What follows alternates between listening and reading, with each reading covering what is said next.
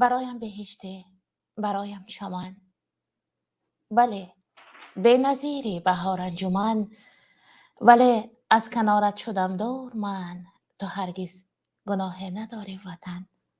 السلام علیکم بر اهل وطن، بر اهل تاجیکستان که برون از مرز وطن هستند، بر پرنده های مهاجر، بر مهاجرکان نانبیار وطن که در کوی و کنار بیگانه در شهرهای غربت عمر بر سر میبرند و بریده نان فرزندکانشان را، رزق اهل خانوادهشان را مییابند، رزق اهل وطن را پیدا میکنند. با هر عذاب و عقوبتی که روبرو میشوند شکر بر خدا کرده برمیگردند بر وطن. شکر بر خدا کرده کار میکنند، زحمت میکشند و البته که یک روز برمیگردند بر وطن. افسوس که وطن برایشان مانند یک مهمان خانه شده است. مهمان خانه، خانه خودشان، خانه خودشان که سال مراتبه یا در 2 سال یک مراتبه برمیگردند. باعث تاسف است. البته میهن مرا ببخش که دردت فراهم است، میهن مرا ببخش که دردت فراهم است، میهن مرا ببخش که هجرت مسلم است. اما چگونه دست ما را سادی هم اگر فرعون در کنار تو عیسی مریم است. خب وطن گناه ندارد. امروز بحث پرجدال کردم با نفره که میگفت تاجیکستان بهشت است، خودتان رفتید. بله تاجیکستان بهشت آساست، مانند تاجیکستان شاید وطن دیگر در دنیا نباشد. تاجیکستان زیباست. در یک کشوری که در آفرینش فیلم ها خیلی یک زینه های بالا را اشغال کردند، همگی یک تیپگی بوده است که در 4 طرف آن به هر اصول و نغمه فیلم بنوار می گرفتند، کینا بنوار می گرفتند. یک تیپگیه که همگی یک تیپگیه که گاه در یک طرفش بیرق می زنند، در طرف دیگرش خانه می سازند، طرف دیگرش را هر گونه موادهای کیمیاوی زده گویا برف باریده است به ترتیب میورند، چون سفید میکنند و آنجا فیلم تیار میکنند. و اگر همه فیلم های در همین کشور به نوار گرفته شده را اگر در همان سیوژتش کوهستان باشد نظر کنید، همان یک تیپگی دارد. در تاجیکستان افسانوی ما اینقدر کوهسار، اینقدر دریا، اینقدر جنگل در حقیقت افسانه است، در حقیقت بهشت است. هنگام از عقبه انزاب گذشته به جانب سوخت حرکت میکردیم، قبل از ما یک ماشین خارجیان بودند که فوراً از ماشین فرامده دروازه های من عقبه که دل کوه را شکافته گذشته بنوار گرفته بودند، به رسم گرفتند، کوهستان را به رسم گرفتند. یاد دارید یک زمان بود یک سیاح از بلندی همان کوه افتاد و وفات کرد، از دنیا گذشت، یا شاید شهید شد، گویا مسلمان بود نبود نمیدونم. و سال دیگر نگران بودند که دیگر سیاه بر تاجیکستان نمیآید، چون او وفات کرد. سال دیگر 2 کرات صف سیاحان افزوده بود. مردم به ذوق آن آمدند که ببینند از کدام تیپگی چگونه افتاده که وفات کرده است. تاجیکستان در حقیقت بهشت آساست، وطن است، زادگاه ماست. اما حالت به وقوع پیوسته، حالت به وجود آمده یک توده بر سر منبر آن نشسته، یک توده که دیگر سر و حساب کشور را گم کرده، سر و حساب وطنی وطنمان را گم کرده، سر و حساب بهشت آسایی آن را. و 4 طرف اهل مغز آن، اهل یک افکار جدید، یک اندیشه خوب و نو بر سر داشته ها دور از وطن شدند. اگر عده هم باقی ماندند یا خاموشانند که هر دم نمیزنند، می ترسند، یا نفرانی که در زندان هستند، دم زدند و زندانی شدند. امروز برنامه پرنده های مهاجر را ما موضوع آزاد نام گذاشتیم. هر کسی در هر موضوعی میخواهد حرف زند، هر درد و داغ در دلش نهفته بگوید. اما طول همین از آغاز هفته از روز دوشنبه و روز شنبه هم آغاز شده بود این سلسله خبرهایی که پیوسته بابت به دست افتادن با مواد مخدر به دست پلیس افتادن، حتی خود کارمندان پلیس، کارمندان میلیسا، شعبه کارهای داخلی و دیگر تاجیکان را نظرمان افتاد و از طرف کارمندان شعبه کارهای داخلی لطوکوب شدن و اذیت دیدن و در بیمارخانه ها افتادن. این خبرها را دیدم، خواستم نام گذارم، اما من نمیخواهم کلا همه کارمندان پلیس کشور را، یعنی اگر به طوری مردمی تر گوییم کل میلیسه ها را عیبدار کنم. در قطار آنها هستند نفرانی که فدایی کسب خودند، اما هستند نفرانی که این نام را داغدار کردند. ما هنوز کودک بودیم، فیلمی بود با نام کوکراچه یا کوکراچه بود یا کوکراچه بود که زده در کدام، هیچ جا نمیدونم این از کدام زبان است، اما شاید نسب همان میلیسه بود، خادم میلیسه که آنقدر فعالیت خوب در کسب خود، آنقدر محبت خوب داشت، آنقدر حلال و پاکیزه بود. من که کودک بودم آرزو کرده بودم مانند او کلان میشوم و میلیسه میشوم، چون فیلم خیلی تاثیر میکند.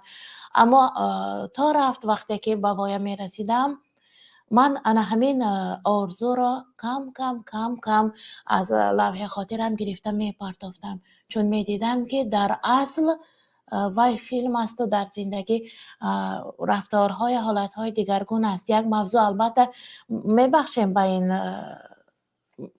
البته یک برنامه به این موضوع میبخشیم، اما همین روز حرف را میخواستم از توفای اسب و سگی راهبر دو کشور ابتدا کنم. در آغاز برنامه اما دیگرگون رفت. میدانید وقتی که رئیس جمهور قزاقستان بر ترکمنستان مهمان شد، رئیس جمهور ترکمنستان یک سگ و یک اسب تحفه کرد و وقتا این خبر را خواندم دیگر گفتم نه، فقط رئیس جمهوری ما نزدیک کدو و تربوز و میوه‌جات و سبزوات ایستاده رسم گرفتن ندارد، پس مگر تمام آسیای میانه در چنین یک حالت است که بر پرستش، بر احترام گذاشتن این حیوانات و نباتات و میوه‌جات و گذاشته، این چه راهبری است؟ این چه رئیس جمهوری است؟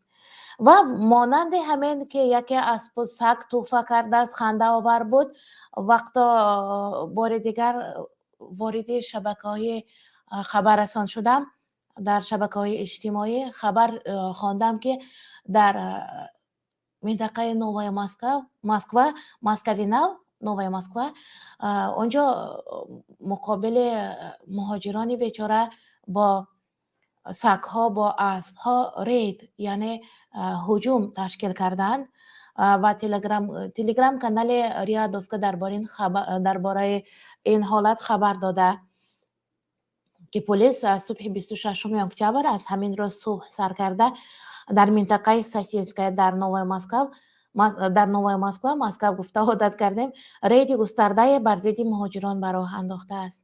دیگر چی میخواسته باشند از این بیچاره ها؟ اینها که خود سرسان شده در شهر بیگانه نانکابی رفتند، ریسک فرزندان کابی رفتند، ریسک اهل وطن کابی رفتند. آنجا هم یک روز نیست که روز خوش نیست که با خاطر جمع بر کار روند و باز با خاطر جمع برگردند، مبلغ قوت لایموت کار کرده بیایند.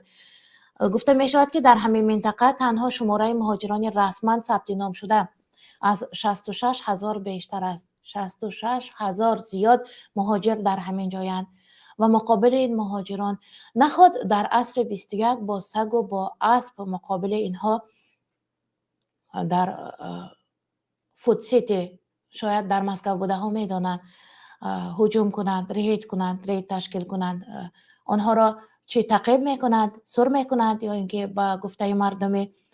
و از صبح یک رید پلیس رفته ایستاده که تمام راه ها را بستند خبر دادن به ریادوفکا و ساکنان محلی شماره خیلی زیادی کارمندان پلیس، حتی پلیس های اسب سوار و پترول ها با سگ ها، همچنین افتزک ها، ماشین های مخصوصی خیلی زیاد به چشم میرسند. ماشین ها را هم منع کرده، سند ها را تفتیش میکنند، حجت های مهاجران را تفتیش میکنند. واقعا اگر در همانجا باشد یک خوف، آدم را یک ترس، هراس فشرده می آید. هرچند همه چیز، همه حجتهایتان جا به جا باشد، هم صدها مهاجر کاری در فوتسیده از جمله مهاجران تاجیک کار میکند و ایستگاه پروکشن باشد یکی از ایستگاه هاست که مهاجران توسطیان برای تهیه اسناد خود به مرکز سخر و می روند. تهیه همان حجت های خود به آنجا می روند، در همانجا ریت تشکیل کردند. باز هم بر حال مهاجران دل آدم می سوزد. در مسکو که گفتند کرانتین، نیمه کرانتین باشد یا کرانتین تا ماه فوریه ادامه می کند، چون گرفتاری به کرونا افزوده رفته است آنجا و باز هم محدودیت در فعالیت همه ساحه های کاری جاری کرده شده است. اما باز بالای این ریت مقابل مهاجرها، خود مهاجرها چی گناه کرده باشند آنجا، گناه کرده باشند هم نباشند هم، این هم یک واسطه مبلغ کارکنی همین کارمندان پلیس مسکو شاید باشد. این بار اول هم نیست، در دیگر شهرها همچنین ریت ها گذرانیده می شوند. بعضا حتی همه حجت ها جا به جا باشد هم هستند نفرانی که اول نبودند، اکنون پلیس ها عادت عجیب پیدا کرده که مانند پلیس های آسیای میانه خواهند نخواهند مبلغ طلب میکنند، کمتر حقشان را میدهی گذشته میروی. دیگر آن سرسپردگی بر کسب آنها هم گم کردند این را. و خب همین خبر را خواندیم از جانب پلیس ها، گفتیم موضوع را بر پلیس ها میبخشیم، چون در آخر هفته گذشته و آغاز این هفته باز هم درباره پلیس ها بود. یک جوان را که لاتوکوب کرده چندین قبرغه‌اش را شکستند، در رسانه خبری خواندم چندین قبرغه جوان را شکستند، باز بر وی داروی خواب دادند. ساکن ناحیه اسپیتامین را، اسپیتامین قبلا نو بود، اگر نومش نو بود بعد نو این طرفشان آغاز می شود. از این طرف بابا جان غفورов بدن خوجان، انا همین از ناحیه یک مرد را 4 کارمند میلیسا آنقدر لاتوکوب کردند و 6 عدد قبرغه‌اش را زده شکستند. غلام جان ظاهرov نام دارد، سال تولدش 1981 و در بیمارخانه خواب بود. گفتند که خودش افتاده است، نخود افتاده یک و یک باره 6 قبرغه‌اش را شکند. یک مرد کودک نباشد و از آشانه بلند افتاد، مرد است، 81 باشد، سال تولدش 40 سال دارد آخر. و باز نوشتن که خودش افتاده است. باز در بیمارخانه دکتران گویا داروی خواب دادند و در هنگام خواب بودن داروی خواب که خورد هم خوابش سخت میبرد و هم بیدار شود، هم عقلا هنوز بر خود نآمده، هوشش به خود نآمده. از او امضا گرفتند که نسبت بر خلاصه اکسپرتیز راضی است، یعنی وای افتاده است، 4 کارمند میلیسا نزدند، وای افتاده است، بعد قبرغه هایش شکسته است، امضا گذاشته است حتی در حال خواب بودن. اما حقیقت آشکار می شود. در دنیا یگان حقیقتی نیست که آشکار نشده باشد. باز یک خبر دیگر درباره میلیسا ها خواندم که در تاجیکستان با 30 کیلوگرم گراین کارمندان میلیسا، معاون سردار میلیسای همدانی با 30 کیلوگرم گراین به دست افتاده. مواد مخدر، نشع جلاب است. میلیسا نشع جلاب است. خورشید گنرال نام داشته است و تقریبا 2 هفته پیش چند ساکن ناحیه با افغانستان هم مرز فرخار و ناحیه همدانی با راهبری خورشید معروف به لقب خورشید گنرال با اتهام دست داشتن در قاچاق مواد مخدر به دست افتادند. اینها که اول رتبه های را صاحب می شوند، گنرال می شوند، صاحب یک منصب والا می شوند، انا بعد میدان که فراخ می شود همه چیز در دستشان، بعد جنایت می کنند. یک شعر که هم آماده کردم در همین بابت می خوانم. بعد خورشید گنرال ساکن ناحیه فرخار است. رسما عین حال در یگانجا کار نمیکند، اما همون تاثیر وظیفه بر عهده داشتهش هنوزم هست. بهوده او را گنرال که نمیگویند و آبرو و عزت هم در همان ناحیه خود دارد، ناحیه هممرزی افغانستان.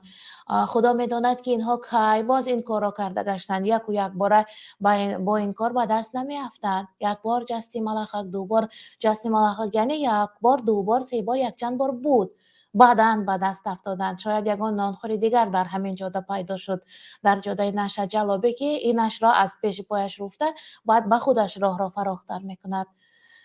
خب دیگر قزاقستان و ازبکستان که چندین نفر نشه جلبان را فوراً بازداشت کردند و زندانی کردند یا بر خود طالبان سپاریدند، یگانه را شاید تاجیکستان باقی مانده. مبلغ نشان میدهند کسی. خب و همینجاست که طریق تاجیکستان میکشانند مواد مخدر را. این دم اشخاصی که قانون را حمایت میکنند در علاج هر جنایت خود جنایت میکنند. حقشناسان تومه ماری رزالت میشوند گر ز کار ناحق ایشان شکایت میکنند. گر تو را منصب بجاست هر یک گناه تو ثواب، گر که پول داری بدان جان را فدایت میکنند. با همه ناآدمی این زمره قانون پروران خیش را بر ماه بی نقصان کنایت میکنند. بیگناهند بیچاره ها. همین قدر همگی 30 کیلو مواد مخدر در قاچاق دستگیر شدند. 30 کیلو در دو دست 15 کیلوگی بودگیست. هیچ کم نه همینطور. خب بیگناهند. کارمند میلیسا گنرال. خب و همین خبرها بود که درباره پلیس یک بر نظرم افتاد. گفتم بیا امروز برنامه را با همین ها میبخشیم. نه که پلیس وظیفه‌اش را اجرا کرده ایستاده است در مسکو و آن همچی وظیفه‌ای که مقابل مهاجران رید گذرانده ایستاده است دیگری با گرایان به دست افتاده و 4 نفر دیگر که لطوکوب کرده. واقعا با لطوکوب پلیس این بار اول نیست که نفری اذیت میکشد. یک زن را داشته زده بودند میلیسه ها، در خاطر دارید. یکی را ریش داری گفته اونقدر زده بودن که از دنیا گذشته بود. بار اول نیست و ای کاش که بار آخر باشد. من با باوری هم گفتم میتوانم که اینها عادت کردند بار آخر هم نیست. یک باری دیگر میگویم من البته همه‌شان را در نظر ندارم. در اینجا انسان‌های خوبم هستند در شعبه کارهای داخلی. خب بام جهان نام یک نفر وارد شدند و باز بیرون شدند از شبکه. میتوانند وارد شوند، میتوانند حرف زنند. در برنامه موضوع آزاد است. من همه که در آغاز برنامه بابت پلیس ها گفتم، چون کل برنامه را بخشیدن و پلیس ها را زیر تازیانه تنقید گرفتن نخواستم. باید ژورنالیست از هر دو طرف برابری نگاه کند، از هر دو طرف. اگر همین شعبه را کاملا از تاجیکستان بردارد، همه را دزد و راهزن زیر می کند. شبها تا سحر کار می کند. اما هستند نفرانی که از منصب خود، از وظیفه های خود استفاده می برند در اینجا و در علاج هر جنایت خود جنایت می کنند. در استرافشان بار کارم بر رئیس حزب خلق دموکراتی تاجیکستان در شهر استرافشان بود. اون نفر نام نمیگیرم، قبل از رئیس حاضر بود. مرد کارم افتاد. گفتم که باغ و تاکزارهای زمین آبی را، زمین های پرزیدنتی را که فروشش کاملا منع شده است فروخته ایستادند. او معاونش را به نزدش جیغ زد و معاون را سخت سرزنش کرد که این چی میگوید شهروند، چرا زمین های آبی فروخته میشوند؟ و آنچنان داد و فریاد کرد که من بر او اعتماد پیدا کردم. چقدر فرد وطن دوست، وطن پرور، چقدر عدالت گستر بوده است رئیس حزب خلق دموکراتی در شهرمان. وقتی که از بین یک مدت گذشت، زمین خواهم نخواهم فروختند، دیگر باغ سیب دیگر از بین رفت و صدها گکتر از زمین خواجگی آبی، خواجگی دهقانی نیهال پرور، پیتام میگفتن قبلا، از دست رفت. با بناهای بلند آشیانه بر بناهای با حشمت، بلنداشانه با حشمت و به هر حال چند آشانه که بناهای شخصی هم تبدیل شد. بعدا فرصتی بود که بر شعبه کارهای بر کمیته امنیت جیغ زدند. ما که گناهکار اینجا در محسوب میشویم بسیار دعوت میکردند. در کمیته امنیت بار نفر بر نظرم شناس نمود. رفتم، رئیس امنیت نشان داد او را و گفت دیدی اون نفری که اینجا سنگ و قم میکشاند؟ همان نفر بر نظرم شناس نبود. کمی نگاه کرده ایستادم، نشناختم راستی، اما چهره شناس بود و رئیس امنیت آنقدر درباره زمین فروش ها حرفای پرقباحت گفت، قبیح گفت که بر او اعتماد پیدا کردم، اینقدر وطن پرور، وطن دوست است. و رئیس امنیت گفته بود هر کس زمین می فروشد انا این خیل حالتش با این حالت گرفتار می شود، نان وطن کورش می کند، هر کس پاره می گیرد، هر کس حرام می خورد. و به گفته های او اعتماد پیدا کردم، چون نفری با عرابه سنگ تیله کرده ایستاده آمد. به نظرم دیدم که سابق رئیس حزب خلق دموکراتی در همان شهرمان در استرامشن است. واقعا همان نفری که می گفت زمین ها را چرا می فروشد، زمین ها را خودش فروخته بوده است. پاتریوت. بعدا یگان ماه گذشت یا نگذشت که همان رئیس امنیت را با خیلی مقدار پاره به دست افتاندند و او هم حبس شد. انا همین طور دیگر نه به حرفشان باوری است نه به گفتارشان. مرد با عمل کار میکند، با زبان با گفتار نه. مرد با عملش حرف میزند، با عملش خود را نشان میدهد. آن که از حقیقت و عدالت و از پاره نگرفتن و حلال کار کردن ها گفت، ما یک دیده آمدیم که واعظان که جلوه در محراب و منبر میکنند، چون به خلوت میروند آن کار دیگر میکنند. پرسش دارم که مجلس باز پرس میگفتند توبه فرمایان چرا خود توبه کمتر میکنند؟ یک کلمه از اینجا از خاطرم فراموش شد، از شما معذرت میخواهم. توبه فرمایان چرا خود توبه کمتر میکنند؟ توبه کنید، دزدی نکنید، پاره نخورید، زمین نفروشید میگویند و خود میفروشند. انا همین خیلی خوب. مرحمت نفر وارد شدند حرف میزنند، بعدا باز هم ادامه میدیم موضوع را. بفرمایید. سلام دادر. سلام علیکم اپسیما. و علیکم سلام. گوش میکنم شما را.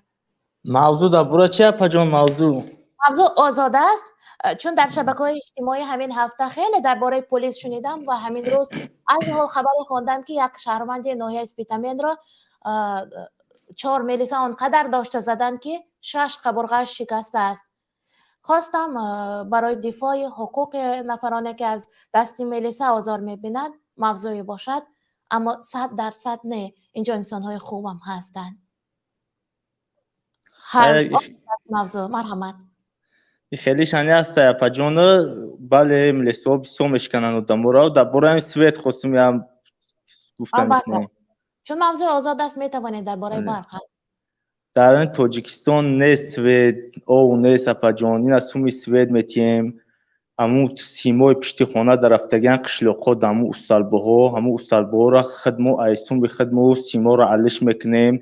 ترانسفورماتور رو وایران میشوند، ریمون میکنیم. مردم خصوصا به پارتیان ریمون میکنن. سومی او میتیم ناسوسو وایرون میشوند، ناسوسو را خدمو روست میکنیم. مردم سومی پارتیان رئیس محله زنیتان رئیس محله ناسوسو ریمون میکنه. کانالو پر میشوند، مردم سومی پارتیان اسکواتر زکاس میکنه، کانالو را میکنیم. با پیلوسی سومی او میکنن. مقصد همی سومی او سوید گجام میشوند. من نمیدونم باور که جون بزور شدیم. همی همشه خلق میکنن، با همی هر روز میان ماه بود نوشته، سال بود نوشته، میان پریود میگیرن. مبلغ برخی استفاده شده را از ما میگیرند. بله درست. کوچه های ما هم پر را از جانب مردم، هم راهش از جانب مردم، هم برقش از جانب مردم، سیم چوب، شکستوریخ، این همه را مردم از خودشان میدادند. درست. من جانب دارم گفته های شما را. آب نیست، پول آب میگیرند، مبلغ آب میگیرند، اما آب نیست. بله، اما موافق قانون باید اون سومی آب در آب راست خود نه. سویت مثال در سویت намедунам ки на ёки ҳамин мошиндороро ин аз суми раҳ метиҳанд ку налоки раҳ метиҳанд раҳҳоро халқ римон мекунад ҳамаро халқ мекунад ҳамин сум гуҷо мешавад. ана ҳамин андози роҳро як бор ҳисоб карда баромада будем мо бо як рӯзноманигор ки ҳисоб карда будем. духтарак буд, ҳанӯз хеле пуркор буд, хеле пурҷараён буд ва бо ҳамин духтарак мо ҳисоб карда баромада будем андози роҳро дар як худи шаҳри Истарафшан. андози роҳ куҷо мешавад? вақте ки ӯ мошинашро страховка мегӯянд ку, яъне ки суғурта дод, вақте мошинаш балонаш чархаш дар ягон ҷо зарб хӯрд ё шикоф шуд, бояд аз ҷониби давлат ки ӯ суғурта кардааст мошинашро таъмин кунад, аммо ӯ худаш таъмин мекунад.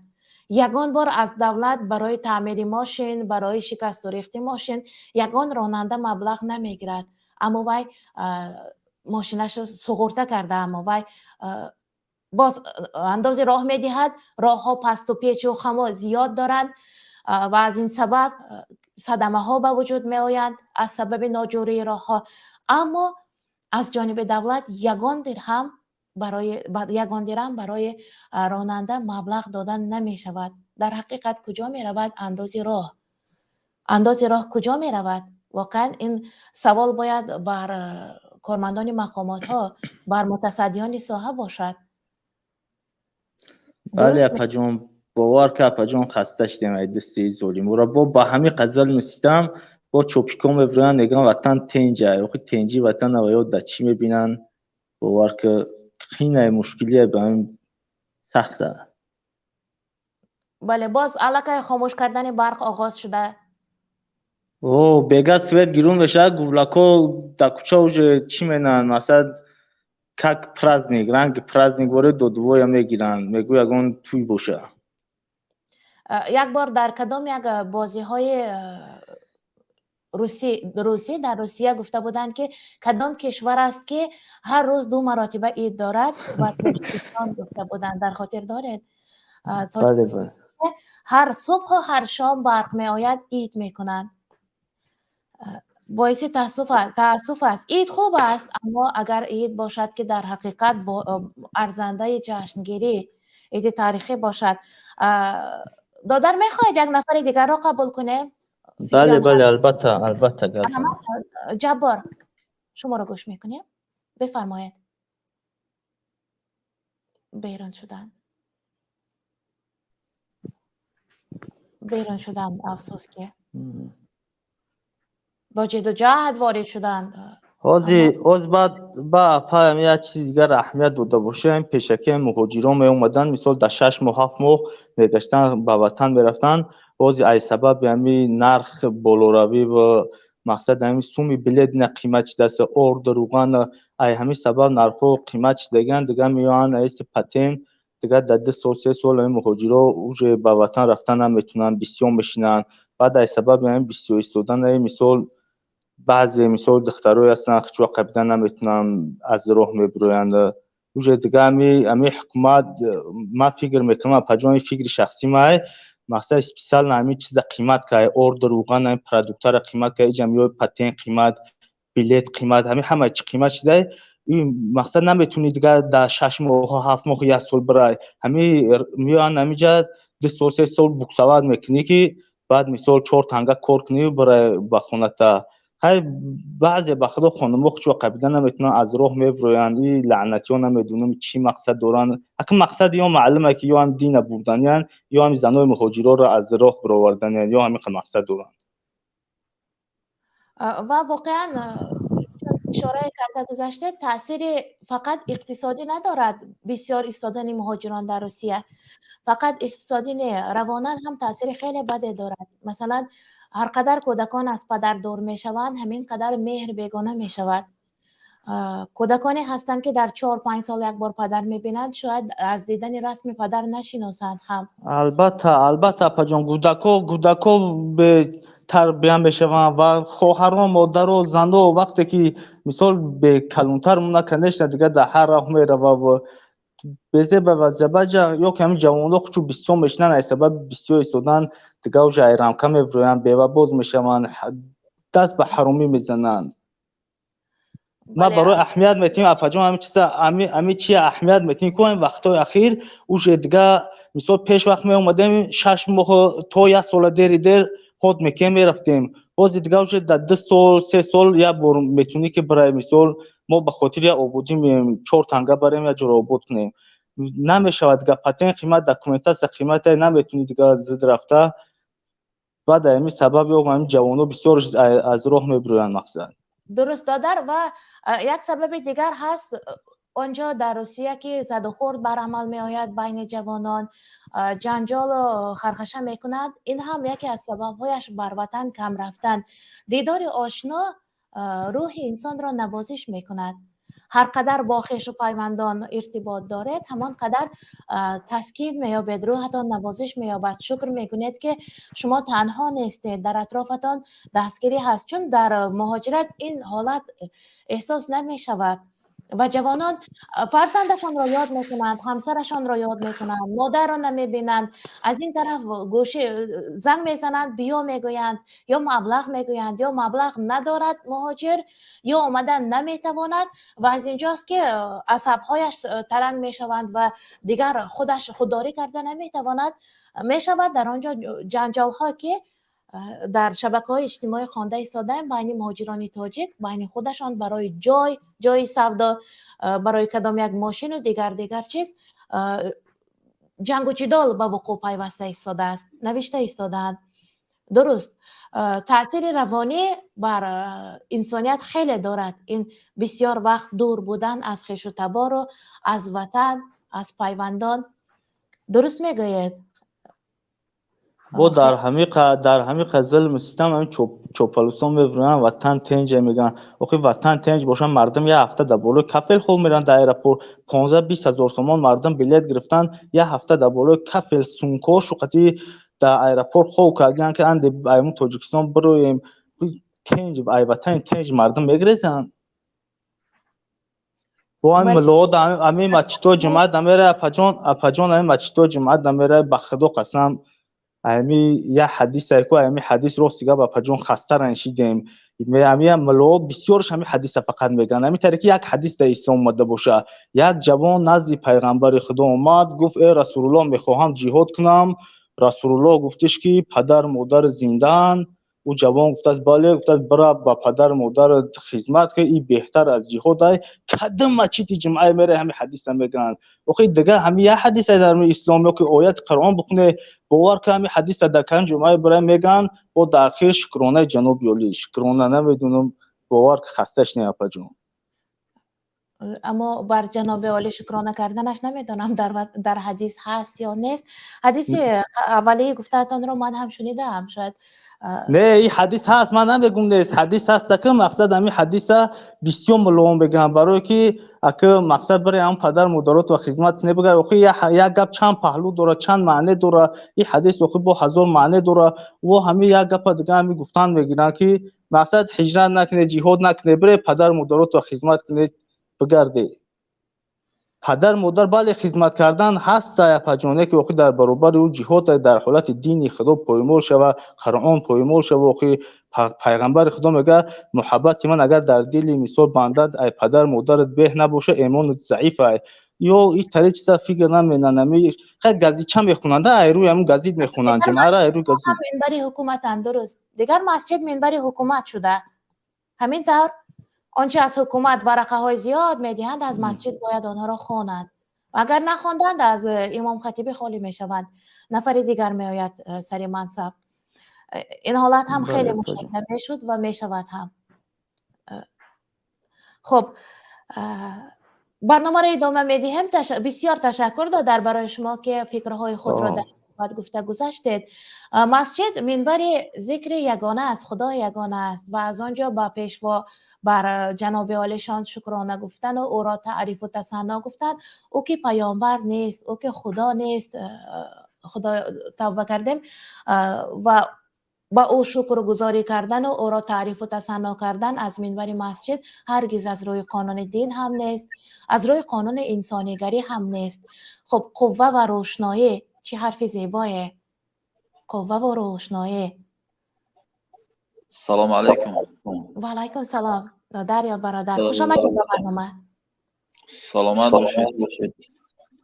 سلام به همه تماشاکنان و بینندگان شما.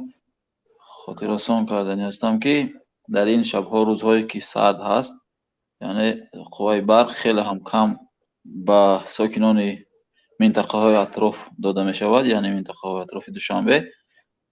خواستنی هم که همین را یک کم ترک اقلا وجدان می داشتن، اگر مثلا 12 ساعت اقلا تیا نمیره از روی همراه هم از روی انصاف، که حال خیلی هم مقصد گاز قیمت شده، مقصد هر روز نمیتونه شهروندان رفته گاز پر کنن بالون های خود رو. متاسفانه کشور ما از این جهت، از این مومنت استفاده برده ایستاده است. خواهش میکنم یکمتر مسئولیت حس کنن و مردم رو در این وقتی که همه چیز گران هست، انگشت و یک گاز و بنزین و مثلا سوزشواری خیلی هم گران شده است. خواهش میکنم از متخصصان، از شخصان مسئول، یعنی که همین چرا به نظر بگیرن، اقلا کمتر وجدان داشته باشن. اگر قوای برق اقلا 12 ساعت تیان، اقلا 12 ساعت، انا مردم در حقیقت راضی است که اقلا نیم روز با قوای برق باشد. اگر در یگان کشور دیگر همین حرف شما را گویند که تاجیک راضی است که اقلا نیم روزش را 12 ساعتش را با قوای برق گذراند، قائل می شوند. بله واقعا همه امروز همه چی وابستگی دارد از قوای برق، یعنی که این یک پیشروی مردم نیز از این جهت وابستگی دارد. مثلا هر یک شخص در خانه خود درست. بله البته یک یعنی وقتی که بعضی طلبه ها یعنی دانشجویان که میبیاین از کارخانه، مقصد یک وقت معین برای اونها آن یعنی که جدا شده ایستاده است که باید دایره کرده همون وقت معین رو استفاده برده، یعنی که درس های خود رو تیار کنند. وگرنه در غیر این صورت یعنی که اونها مجبور میشوند در یک حالت نامساعد یا شمع یا که یگان چراغ، نمیدونم یگان فناریک و مثل این چیزها استفاده برده شود. مثلا اون هم گوین در یک هوای سرد که مقصد برای شهروندان عینی حال خیلی هم ضرور است قوای برق. خواهش میکنم و این جهت مردم رو، یعنی که این وظیفه خود رو مسئولین حس کنند، باید مسئولیتی بلند باید داشته باشند. خواهش میکنم همین نظر این شهروندان رو به نظر بگیرن. خب ما هم از ناحیه حصار، من ناحیه حصار هستم. بله من از ناحیه حصار هستم. در ناحیه حصار من همین روز زنگ زدم تلفن کردن، خونه 7 ساعت یا 8 ساعت ماکسیموم، همه زیاد 8 ساعت قوای برق میتونن. خواهش میکنم این خیلی کم است، یعنی که همون شخصانی که در منصب‌های بالای ایستادگی هستن و یا کایها انگشت رو از خاطرشون دور کرده است و یا کایها یعنی که شمع و چراغ رو نمیدونم از خاطرشون گم کرده یعنی و یا علاقه در خانه‌های بلندشونه در 4 کامناته 3 کامناته که عینی حال برای خود ساخته اند و یا در اونجاها زندگی دارند و مردمی بیچاره، مردمی که مقصد زورش نمیرسد و یا اینکه فرزندانشون مهاجرن در دهات زندگی میکنن. اصلا مردمی بیشتر در دهات زندگی میکنن. خواهش میکنم این منبع یعنی که به نظر گرفته شود، این جهت رو اقلا 12 ساعت مردم در سویتیان. ما هم میفهمیم که دولت در یک حالت خیلی هم قرار دارد. گفتی گپا نه فقط دولت ما، دیگر دولت ها برای دولت بودجه در کار برای مقصد پنسیه و منفقه و این چیزها. یک دوم جهتی مسئله این است که در همین حال در همین عین زمان خواهش میکنم معاش یعنی که معلم ها سر وقت پرداخت کرده شود. معاش یعنی که کارمندان یعنی که حفظ حقوق همشون سر وقت پرداخت کرده شود. معاش این علل خصوص معاش نفقه گیران، نفقه شخصانی که نفقه میگیرن و یا خود شخصانی که معیوبن، خواهش میکنم در این وقت سرما نفقهشون سر وقت پرداخت کرده شود. خواهش ما از مسئولین امسال زمستان سخت‌تر میآید نسبت سالهای گذشته، چون تابستان سرطان همین نهایت گرم بود. از روی مشاهده‌های طبیعت شناسان هر تابستانی که به نهایت از مرز گرمی بالاتر می شود، گرمی موقتی هر سال، زمستانش هم به همان موافق خیلی سرد می آید. بله خواهش میکنم همین نظری مردم که بگیرن که مقصد خودشان اقلا خودشان یک روز می آمدن در همین دهات زندگی میکردن، در همین شرایطی که 7 ساعت یا 6 ساعت نمیدونم یا 8 ساعت قوای برق هست. خب می آمدن یک ماه زندگی میکردن و حال مردم میدیدن و حالی شاید درک میکردن، ولی متاسفانه خودشان به این هیچ وقت آماده نیستن که یعنی که زندگی کنن در این حالت، در این شرایط. ولی متاسفانه مردم رو به نظر نمیگیرن. خواهش میکنم یک دوم خواهش من این است که شخصانی که برای ریغون سهمیه خریدگی هستن یا باید کامپنساسیون جدا کنن، یعنی که تا وقتی که قوای برق نمیدین خواهش میکنم در شخصانی که یعنی سهمیه دارن برای اونها هر ماه تا قوای برق 24 ساعت شدن همین چند ماهی که قوای برق نیسته خواهش میکنم در هوایا از جانب برق تاجیک کامپنساسیون جدا کرده شود. هر ماه کامپنساسیون یا اینکه 25% یا 30% قوای برق شما مثلا ای اوچوچیکشون حساب میکنن، یعنی که اسکیدکا کنن یا تا پیشنهاد عدالت هم هست، از روی عدالت هست. بله شخصانی هستن که در 1 میلیون، در شخصانی هستن که 500,000 سومونی در این خیلی مبلغ بزرگ است. این خیلی برای صاحب کارای ما مجبور کرده، یعنی وای را مجبور کرد. ما نه وای را نمی‌پرسیم. گرفته بودن 30% معاشمان را چندین ماه گرفته بودن تا سهمیه گیریم. در یک ماه هم کارمند رادیو بودم، یک دانه سهمیه نمیداد، اما باز هم 30% از هر ماه معاشمان گرفته بر سهمیه میدادند. این پول ها کجا شد؟ اینقدر مبلغ یک بار حساب کنید چقدر بسیار می شود. تاجیکستان عزیز ما از جهت شادابی از بسیار آبی در دنیا جای 8م را میگیرد. در بین 235 دولتی که همچون دولت شناخته شده است، تاجیکستان در جای 8م است. تاجیکستان آبی کم ندارد. یک خود با آب قوای برق حاصل کردن زور تاجیکستان میرسد.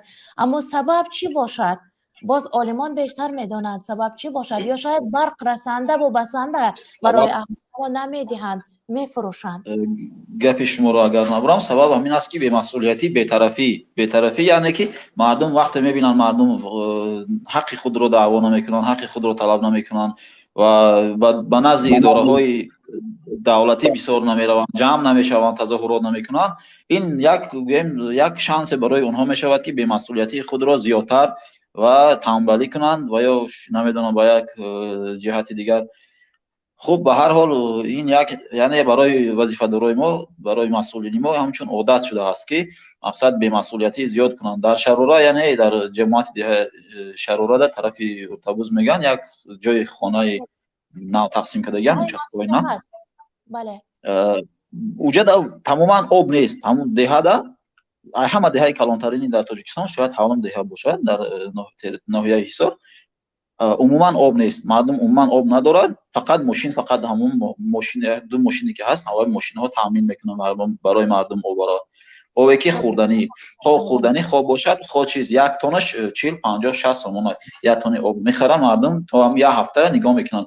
با وجودی که این که مقصد مردم در اون جاها آب میخرن چی میکنن، با دولت ما مقصد مسئولیتی خود رو احساس کرده متاسفانه امروز یا برای بجایی که قوای برق در اونها اقلا تیاد 24 ساعت یا برای اونها هم قوای برق میخرن هم آب میخرن یک تونش 30 سومون، هم با راهی ساز ندارن. یا همین سال بهاری در همه آب شوشته بود خانه را حساب مردم جمع کردن بودن اونجا تقسیم کردن.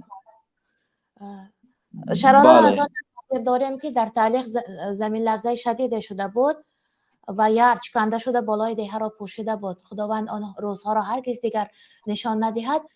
این دهه قبلا شاداب بوده، راه آب را بسته، چی کار کردن که دیگر آب نشده؟ بله متاسفانه خیلی مشکلات زیاد هست. یعنی که جامعه در امی حدود اطراف دوشنبه نه قدر دور هست. حتی مقصد خیلی فکر کنیم قدر دور نیست هم شرارا. ولی متاسفانه مسئولین ما یعنی که از پای خانه خود هستند، از پای ماشین نو هستند، از پای نمیدانم سفرهای نو به خارج هستند، از پای من همین گویم کاربارهای خود که با فکر نشان اصلا وقتی که به سر وظیفه میگویند فکر برای مردم ندارند، یعنی هدفی برای مردم ندارند، فقط هدفی به خاطر وظیفه میگیرند، به خاطر هدف، به خاطر عائله خود، خش توار خود، اول عائله خود، بعد ماشین، بعد مثلا همین کته شد گفتی گپام خالی کارو مسئولیت حس نمیکنه. مسئولین مسئولیت حس نمیکنن. درست، جمله خوبه. و البته که جوابگر هستند، فردای قیامت است اگر در امروز جوابگری بر دوششان نگرفتند. ما باور داریم. با برنامه هایتان تا بشی دینی ندهید گفتند، اما خود از خود باز با همین جانب می رویم. مسئولین ما مسئولیت کم حس میکنند. درست گفتید. وقتی که در خانه چراغ دارند، از ما کی سراغ دارند اینها؟ بله، از ما کی سراغ دارند؟ وقتی که اینها عذاب تاریکی را ندیدند، خانه های کودک خردسال داشتن، مثلا نیمه شب میخیزد، اگر شیر صنعی میخورد، مادر کی شم را گیران میکند و کی رفته شیر پیدا کرده آب گرم ریخته آورده میدهد و از گریه دیگر مجال خوردن را گم میکند، دیگر خواهش شیر تناول کردن را گم میکند. افسوس که حالت چنین است. از سرمان گذشته است. ما همگی صبحیدن 15 دقیقه بگاهی 20-25 دقیقه برق میدیدیم و یک کودک گریه کرده دیگر همه کودکان را بیدار میکرد. شبانه برق نبود و همان وقتها وقت شبانه تماما تاریک است و سرد است خانه. برمیخیستیم فکر میکردم که راهبران فردا در قبر تاریک وقتی برمیخیزند با خدا چی جواب میگویند که ما را در زندگی وارد قبر کردند. شبهای تار، زمستان. بسیار فکرهای خوبی داشته دادر. اینجا خیلی بسیار در نوبت ایستادند، شاید اجازه باشد اینها را قبول کنیم. بله، من خداحافظ میکنم به همه شما، باقی در امان خدا باشید. برای صحبت تشکر میگویم برایتان. چه نامی زیبای باری دیگر میگویم، قوه و روشنایی، نامی که با آرزو و امید برای خود انتخاب کرده. تشکر برای حرفای نکو. نوبتی که بود تنظیمگری آوازی ما قبول میکنند که در نوبت بودند، مرحمت قبول کنند. مرحمت. السلام علیکم. مهاجر بچه بودند در نوبت یا بفرمایند. السلام علیکم و رحمت الله و برکاته. و علیکم سلام. بجان الان شما نگهبان باشه و در پناه خدا باشه. چی گفتنیم بجان؟ یک چیز میگم که همی گپی حق طلباج حق بجان. چی گفتنیم وقتی که بان اوید یامی تاجیکستان وقتی که معامله میگن که تاجیکستان خیلیه و خیلیت مقصد درآمدش نرمال، مقصد درآمدش چیه؟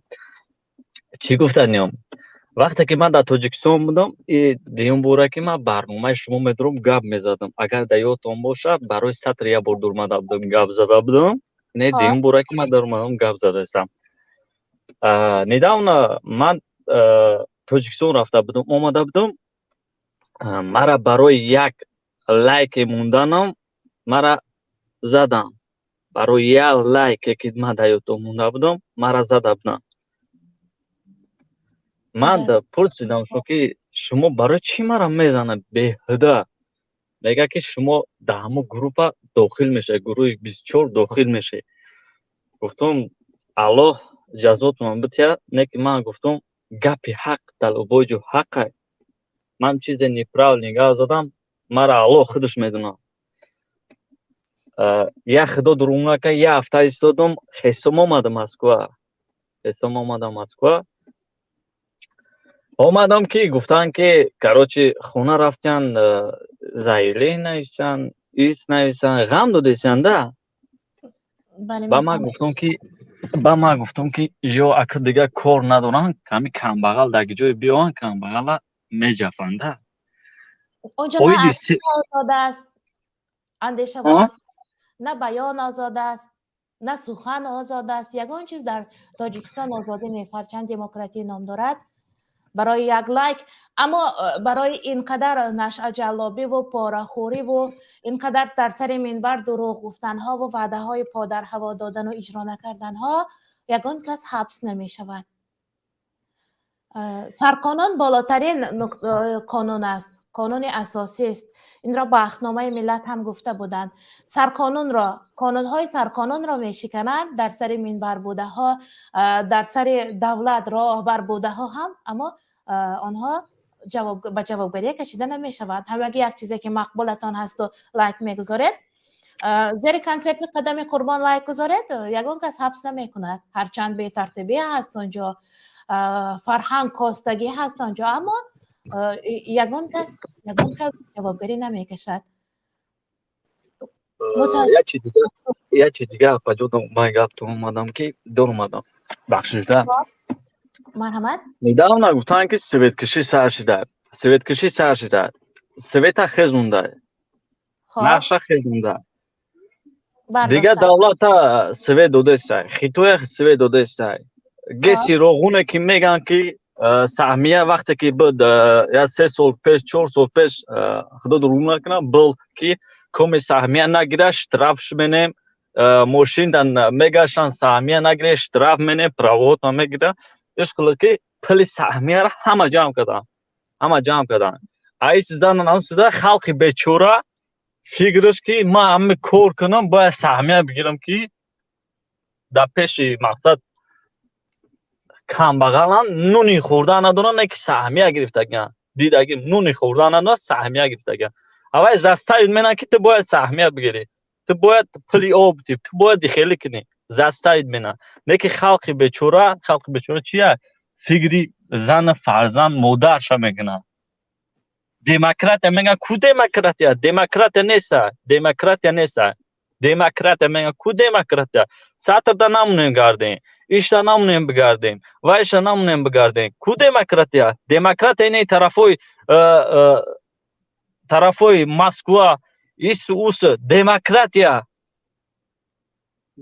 هیچ که کردو نیست همی کم که گودام خچه بگرن نالوگ میجقش پچقش مینا هیچی نمیمونه برای که خلق هم که میجفن چون خبر ندارن خلق هم که میکشن میجفن چون خبر ندارن بیچاره کمبغل بیچاره موجود شب تا روز کار مینه فکری فرزند جمعینه فکری مادرش مینه که مادرم تشنه نمونه روی کنم که اول تشنه نمونه نبرات چی دیگه اگه نبرات ایس روی کدام پلی در اومده سه میگه زنه چی به هسته میگه اوست چی کار که هسته اکم که خونه و درش را روز کنن میگه اینی بچه نارکمانده میروان من همه خیدم دیده خونه در روز کنن در میبینند میگن که اوه این نارکمانده پستایت مینن چانسم پلی که در اومد که اگه تا یک جای افتی قدره تا یک جای در اومد داشتی در مسکو چکو میگه پرسپوسن مینن درست میفهمم. یا یگان کار میکنند که از سخنتان در میابند اکستریمیست میگویند تروریست میگویند و چه خیلی بله میگویند پرونده جنایی میکشویند. درست میفهمیم. دادر یگان نفر دیگری را هم قبول کنیم، شاید هم ردیف شما حرف میزند یا مقابل صحبت میکنیم. قبول کنه باز را پجامو دام جای بچه نواد بودن یا عبدالله مرحمت مهاجر بچه گوش میکنیم شما را. السلام علیکم. و علیکم السلام. سوز اپا خوبتون سلامت خوبه. بسیار تشکر دادر. و شنوندگان و بینندگان عزیز، برنامه بهترین ما تغییر میکنیم، تماشا میکنیم و یکم برآمده گفته بسیم. خب واقعا همه چند سرای مهاجرت میکنیم در جون مزد اینکی توقعی مهاجر میشونیم. غریبی بر دلم زد همین طور. بله خود چند سرای غریبی میرم واقعا درده گویا غریبی قدر مدار دورای اولاد ای خشت برای و همسایه و یارو نزدیک دور توقع این درد تحمل میکنه.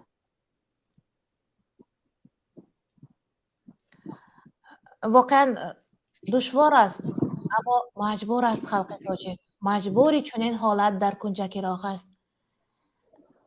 غریبه بله دشوار بله است، اما راه دیگر نیست، کار نیست در وطن. کمتره که کار بود که زنها رفته کار میکردند، اما برق که نشد آن کارخانه ها هم کار نمیکند. مجبور مثلا کورس های دوزندگی همه با برق کار میکند، سیخ های دوزندگی این همه با برق کار میکند، ماشینه ها دیگر دستی نیستند. اگر برق نباشد آن همه از کار میماند، باز هم صف مهاجر زیاد میشود. بله بله همین طلبه مکتب بود میکنه میگرده میاد دیگه نه. باز هم غریب میشه. زندگی که بازم غریب میشه. نواشته بچه ما آمدن طلبه مکتب نه بود میکنه مهاجر توسعه این خیلی مهاجر معلم مهاجر، دکتر مهاجر، همه عالم مهاجر، نویسنده مهاجر. در شبکه فیسبوکی می نویسند هر نفره که آزادانه حرف زده ایستاده است مهاجر است، چون از داخل وطن حرف زدن نمی شود و حرفایی که آزادانه میگویند نهایت با مضمون و منطق و نهایت حرفای خوبند، معلوم که تحصیل کرده هستند، دانشمند هستند، صاحب اندیشه و صاحب عقیده هستند و مهاجر هستند. متاسفانه درست ملت در بیرون وطن است. افسوس که درست گفتید، مهاجری بر دلم زد گفتید، چون که وطن است. به هر حال در مهاجرت آنچه که نمیرسد خیش و تباران در وطن بوده. اگر اولادن برخواستید و بیرون از وطن شدید، همراه فرزند و همسر و دیگرها در یک جای زندگی کردید، اونجا حالا که یک حالتی در وطن بوده را پیدا کردن ممکن، اما تنهایی دشوار است. بله اویدادور نیستم، جوان هستم. تو چند ساله کار میکنم، مستفید نمیکنم. بله، اویله دار که شدید باز بار وزنیتر می شود، بار وزنیتری برداشت دار. بله دیگر اگر با اویدادور شم دیگر نمیتونم زندگی خیلی دسترم میامد دیگر گفتن نمیکنم. خب بسیار تاسف میخورم که یگان نفر در برنامه ما از مهاجر شدن از شکر کردن نمیتواند، متاسفانه، چون در حقیقت دشوار است. غریبه کوی سخت است برادر، غریبان را نکو دارو نیازار. اگر همین روزها همین پلیس روز که امروز شنیدم در مسکو مهاجران را با اسب و با سگ تعقیب میکنند، یک بارکک در تاجیکستان میبودند، ما به جای مهمان نوازی، مهمانداری، احترام آنها را اینچنین تعقیب میکردیم با اسب و با سگ. بعدا میفهمیدند که چه حال زبانی نسبت مهاجران تاجیک بر سرشان آوردند. سالهای جنگ مثلا برای همین روسیه را از آلمان فاشیستی آزاد کردن، چقدر باباهای من را از دست دادیم، چقدر پیش تانک و توپ عسکری قطاره شده دویدن، جان باختند. من قهرمانهای تاجیک را میدانم که همین پولیمیات تیر خالی کرده ایستاده در روبرویش رفته می ایستادن تا در قفایشان بوده ها به آسیب گذرند. روسیه را از آلمان فاشیستی خالی کرده دادیم، اما باز آمده برای روسیه زحمت میکشیم. در زمان شوروی هم روسیه خیلی ترقی میکرد، ما گویا عقبگاه باشیم. از اونجا پخته مهینخ برای روسیه بود، انگورهای بهترین، میوه های بهترین با پایست، با قطاره ها، با دیگر نقلیات بر جانب روسیه میرفت. یا نادرست میگویم مسکو ترقی میکرد، دیگر دهات تاجیکستان در بدخشان هنوز هم دهه های بودند که مردم از مکتب خبر نداشتند، عائله های بودند که تماما بیسواد ماندند در عصر 21. مگر باور کردن ممکن است که آنها دوران شوروی، دوران آباد و آسوده و سیر و پوری را از سر گذرانیدند؟ پس کنی سوادشان هنوز آنقدر دور نرفته زمان شوروی، هنوز اکنون 30 سال شده یا کمی بیشتر یا کمتر، اما در همان زمان هم گویا خدمتگار بودیم بر روسیه، برابری نبود. هنوزم همین حالت است. باز هم تاجیک بیچاره در روسیه کارهای پسترین را میکند. هستند نفرانی که پیدا کردند یک آبرو و اعتبار و جایگاه خود را پیدا کردند، اما کم، خیلی کم در اداره کم کار میکنند. شاید تاجیکان آنقدر چی میگویند صاحب اندیشه باشند که لایق اداره های آنجا هستند، اما راه آنقدر کشاده نیست برایشان. بلندگویکشان را خاموش کردند به فکرم. خب عبدالله را هم قبول کنیم. جای از یک سخن بزنم. من میبرم عبدالله برادر 1 مینوت بخشش زیاد.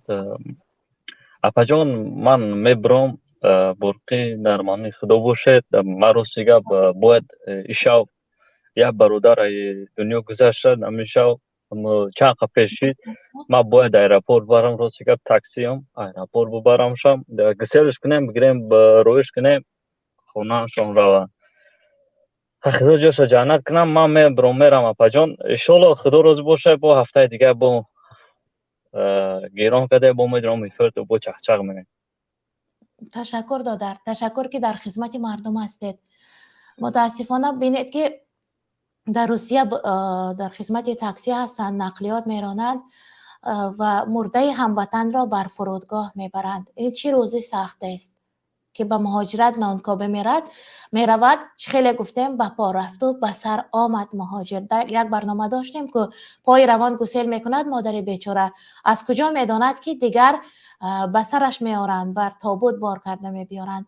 یک روزنامه نگار بود که باره این همه تابوت های از روسیه آمده را در دوام سال حساب کرده بود. روزنامه نگار کیومر سیاتا اگر خطا نکنم، که چقدر در طریق راه آهن، طریق هواپیما، طریق نقلیات خشکگرد، طریق یعنی ماشین های عادی، اتوبوس ها، مسافر کشان بر تاجیکستان تابوت می آید. هر هفته چقدر، هر ماه چقدر.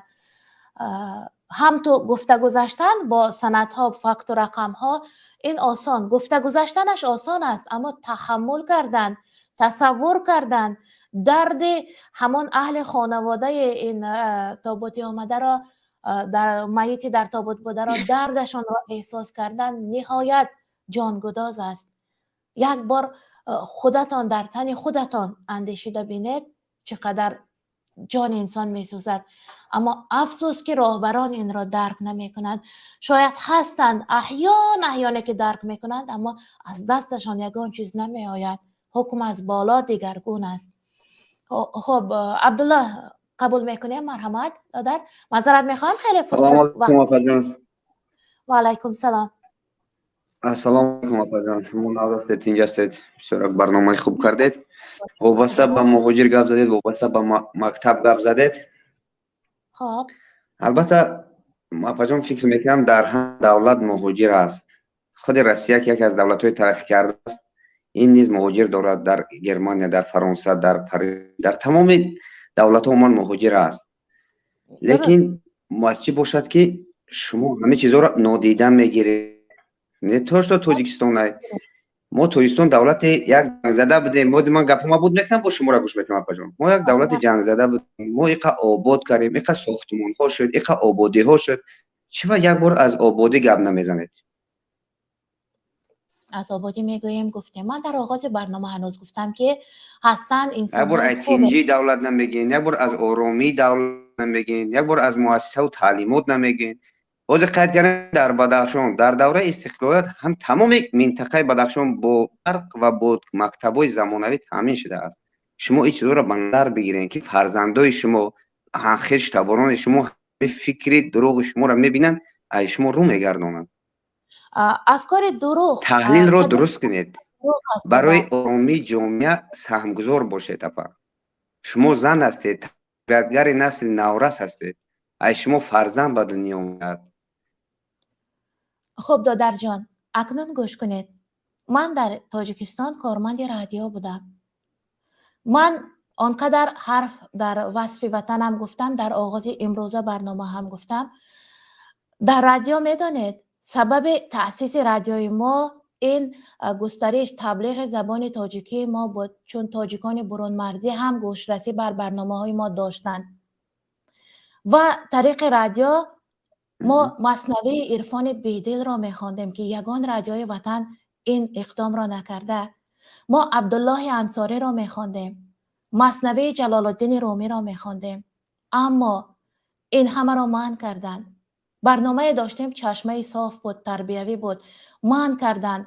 فقط موسیقی تبریک زادروز یک 3 ساله از کدام دهه مبارکشان باشد البته، و موسیقی و فقط تعریف بالا و خیلی خبرهای بردروغ. حتی آنجا فوراً میگفتن خبر باید از سایت خاور گرفته شود، از خاور گرفته شود، چون خاور فقط تعریف میدهد. یگان مشکل جامعه را گفتن ممکن نیست. حتی به حکومت دعوت کرده گفته نه، بودن مشکلی جامعه را گفتن در کاراپا. من نمیگم شما مشکلی جامعه را نگویید، مشکلی جامعه را. خب بلندگویا گیران نیست. مشکلی جامعه را تحلیل کرده گفتن در کاراپا تا بیننده بیند. مشکلی جامعه را تحلیل درست کرده دادن در کار. انا خیلی که امروز ما چند سال اخیر میبینیم چندین برنامه ها با خوانندگان برای پیشروی، برای علم آموزی جوانان، برای علم آموزی خیلی خوانندگان مکتب که مثلا فروغ صوبیدانایی، فروغ معرفت، همین چیزا را شما با خبر هستید تا چی اندازه خوانندگان مکتب عموما دانشگاه و دانشکده توریستان چقدر پیش رفته است که در عرصه بین المللی جام میگیرن. شما هم همچون مادر فرزندتون بیارین در توریستان تعلیم تربیت بگیرید، به نقطه نهایی میرسید. آخرین سالی که در وطن بودم در المپیاد زبان دولتی، من که در مکتب روسی کار میکردم، 3 نفر طالب علم من جای اول را گرفته بودن. جای اول را شما میدانید نیمه شب هوای سرد، من بال و پر برآورده رفتم. من آموزگار بودم، نغز میفهمم آنچه که شما گفته ایستادید. میخواهید روحیه مردم برداشته شود، مردم دیگر غم زده نباشند، خوشنگر باشه. من شما را خوب درک میکنم. من فقط تنقید نکرده ایستادم. همین نفرانی که برآمد کردند. ما 30 سال باز برق بصری نداریم زمستان. این دروغ است؟ دروغ میگویند.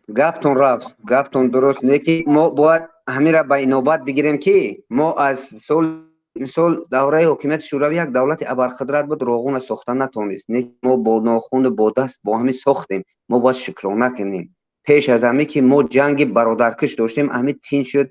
امروز ما آزاد تمام شب در جای خود میگردیم. میگه توریستان یک دولتی است که در برابر تمام دولت‌های ابرقدرت ترقی کرده از جهت حفظ منفعت‌های ملی، از جهت آرامی که یگان بار یگان کارمند حفظ حقوق با یراق نمیبینی. البته این خوبه، البته این تنجی آرامی همه چی آهسته آهسته زینه به زینه میگذره. یک روز ما شاعر شدن نمیتونیم که میگه بر یک بار کتاب دین خوندن ملا نمیشه که باز ما 30 سال گفته برق نمیرسد. آخر خنکی هست، سردی هست، امیره به نوبت نمیگیریم که فقط میگیم ایش نیست اوش نیست. همه یک چی وقتی معین دارد میگذرد، تنج میشود، دولت تنج میشود، همه چی بسنده میشد. لیکن کار کردن در کار، پس زدن در کار، شکرانه کردن در کار کردن در کار. امروز شما برنامه تون نه، لیکن یک خیلی آدمایی را قبول میکنن برنامه ده ها. امیها همچون جوان باید دوراندیش باشن که آینده را درست ساختن در کار. تا بکی ما میگیم که اینما در امریکا ایخیلیم، امریکا وقت خوک نمی بردارد، وطن آباد کردن در کار. من در امریکا نیستم. امریکا نو مشروع امریکا. ما عموما اما نفرایی که میگن که ما اینجا ایخیله اوجا ما را با امریکا و با گرمانیا برابر میکن، این با اونجا برابر شدن. ما یک روزه جنگ شهروندی یک روزه جنگ شهروندی شما که آموزگار هستید در 100 ساله ها ضرر میارد. 100 ساله ها ضرر میارد. انا حساب که ما تو سال 97 برخورد جنگی بود همه امیر ما طرف کرده آباد کردیم، کارخانه‌اش لیست، زوادش لیست، اینا الکه اتوبوس برآوردیم، ماشین برآوردیم، همه را به نوبت گرفتن در کار که الکه ما در استحصال کننده شدیم. ما استعمال کننده بودیم، به استحصال کننده گذاشتیم. دادر جان تیب ما را آموزگار ما را دیگر دولت ها طلب کردن. دوره کرونا ویروس اپا خود روسیه چندین تیب گپو کارمندان تیب ما را اومد برد. ما فخر باید کنیم، فخر کنیم که کارمندان تیبی ما را بردن. بیماران تاجیکستان چی کار میکنن؟ در تاجیکستان در خنکی ها، در سردی های این برای دائمی نره، برای کی میگه که این متخصصای هست که متخصص هستن که امی درد یافتن دوا کردن نمیستن بردن دائمی نبردن شرطنامه خط بردن لیکن دادن از یخی فکر از نفری هستن در جو فکر ما را میفهمن نه که تحلیلگر درست شدن در کراپا از نگاه منابع منفی امروز در جامعه یک پدر فرزند خود رو تربیت کردن نمیتونه کنی یک کس همی 5 تا فرزند داشته باشه 5 تا پسیکولوژی است اکنون حرف مزنم من عبدالله با پیش بعد من شما را گوش میکنم چوپلوس یگان کس گام نمیکردین چوپلوس دفت ها شده از یک سر دخترانی صاحب تخصص را پرسید در روسیه کار کردن میخواهی؟ لااقل 85-90% میگوید بله مبلغ باشد رفته اونجا کار میکنم روزم نمیگذارد. معلمان هم همین طور هستند. اگر عبدالله با پیش چرا اینها نمیخواهند؟ عبدالله با پیش. خب مبارک باشد شما را دستگیری میکنند.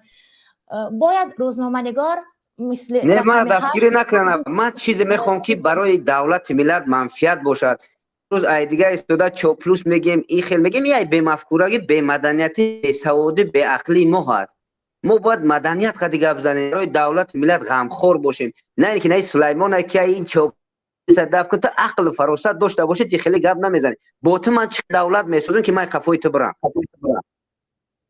یعنی همین زن انا چه با عقلونه صحبت میکنه چه گپ زند یک بار یاد گیر گپ زنی رن سلیمان تو یک بیسوادی آخه چی قطعی توی مغز گاو زنم من بیسواد نیستم من تحلیل درست باید بگم من بیسواد نیستم اگر من بیسواد باشم ایامی تر بسوادم لیکن من اپام همیشه خانه اپام گوش میکنم سلیمان تو شین تو همه پاچ گپ میزنه گپ یاد گیر سلیمان من از تاجیکستان گپ زده هستم اگر اجازت باشد مگابایت من تمام میشود دو دهن گپ میگم میبرم بفرمایید ما در عصر 21 زندگی داریم و دولت ما دولت دموکراتی است 30 سال است که استقلالیت داریم و یک نفر رئیس جمهور ما است که حکومت ما را امروز خانوادگی کردگیند خانوادگی حکومت با یک خانوادگی تبدیل دادن اویلوی کردن تجارت همه تجارت تاجیکستان امروز مونوپولی است در تاجیکستان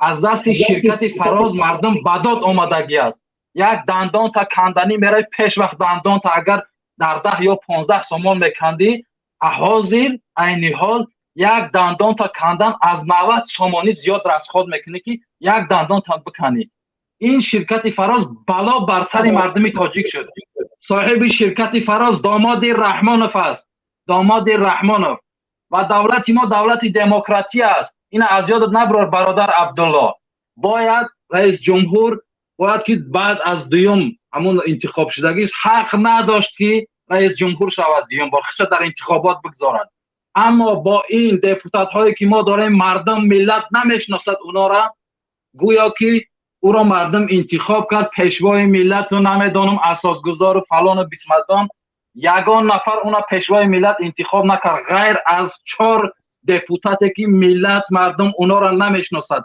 شخصا من غیر از رحمان و غیر از رستم امامعلی آزاده و داماد دختراش و خسر بچه‌اش دیگر یگان دپوتات نمیشناسم چون که در تلویزیون غیر و امروز رستم امامعلی کسی دیگر را نشان نمیتن نه دپوتات نه یک رئیس ناحیه و دیگر فقط اساسگذار صلح و وحدت پیشوای ملت بیزار شدیم والله قسم این ساعت 9 میشود سویتامون میکشن 9 میشود سویت نداریم یا میدران ما پیشرفت داریم ما فلان داریم خاک گرمانیا را شوروی خاک گرمانیا را بخته بود با خاک یکسانش کرده بود در 15 سال اقتصاد گرمانیا از شوروی بلند شد ما در 30 سال است که یک دمون دندان کوک نمیبروریم یک توفک نمیبروریم میروند در اینجا یک همون 4 ماشینای دوزندگی را میبرند در اینجا نصب میکنند پیشوای ملت میروند لنتش هم میبره فردا میره نیستن ماشیناها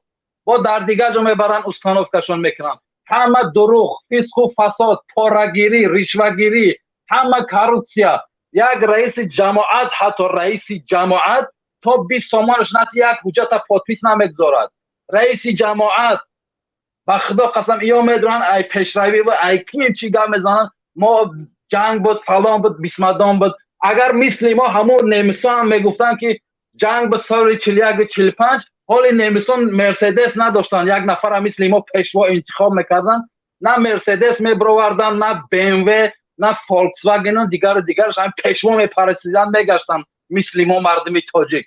قرقیزا را ببینین، سیم چهارم پرزیدنت های ایواز میکنن. امروز زنهای تاجیک میروند در قرقیزستان کار میکنن به خاطر 30 سامان یا 35 سامان از سحر تا بگه در خانه یک قرقیز خدمتگاری میکند که همون 30 سامان یا 40 سامان بتیاش همون قرقیز.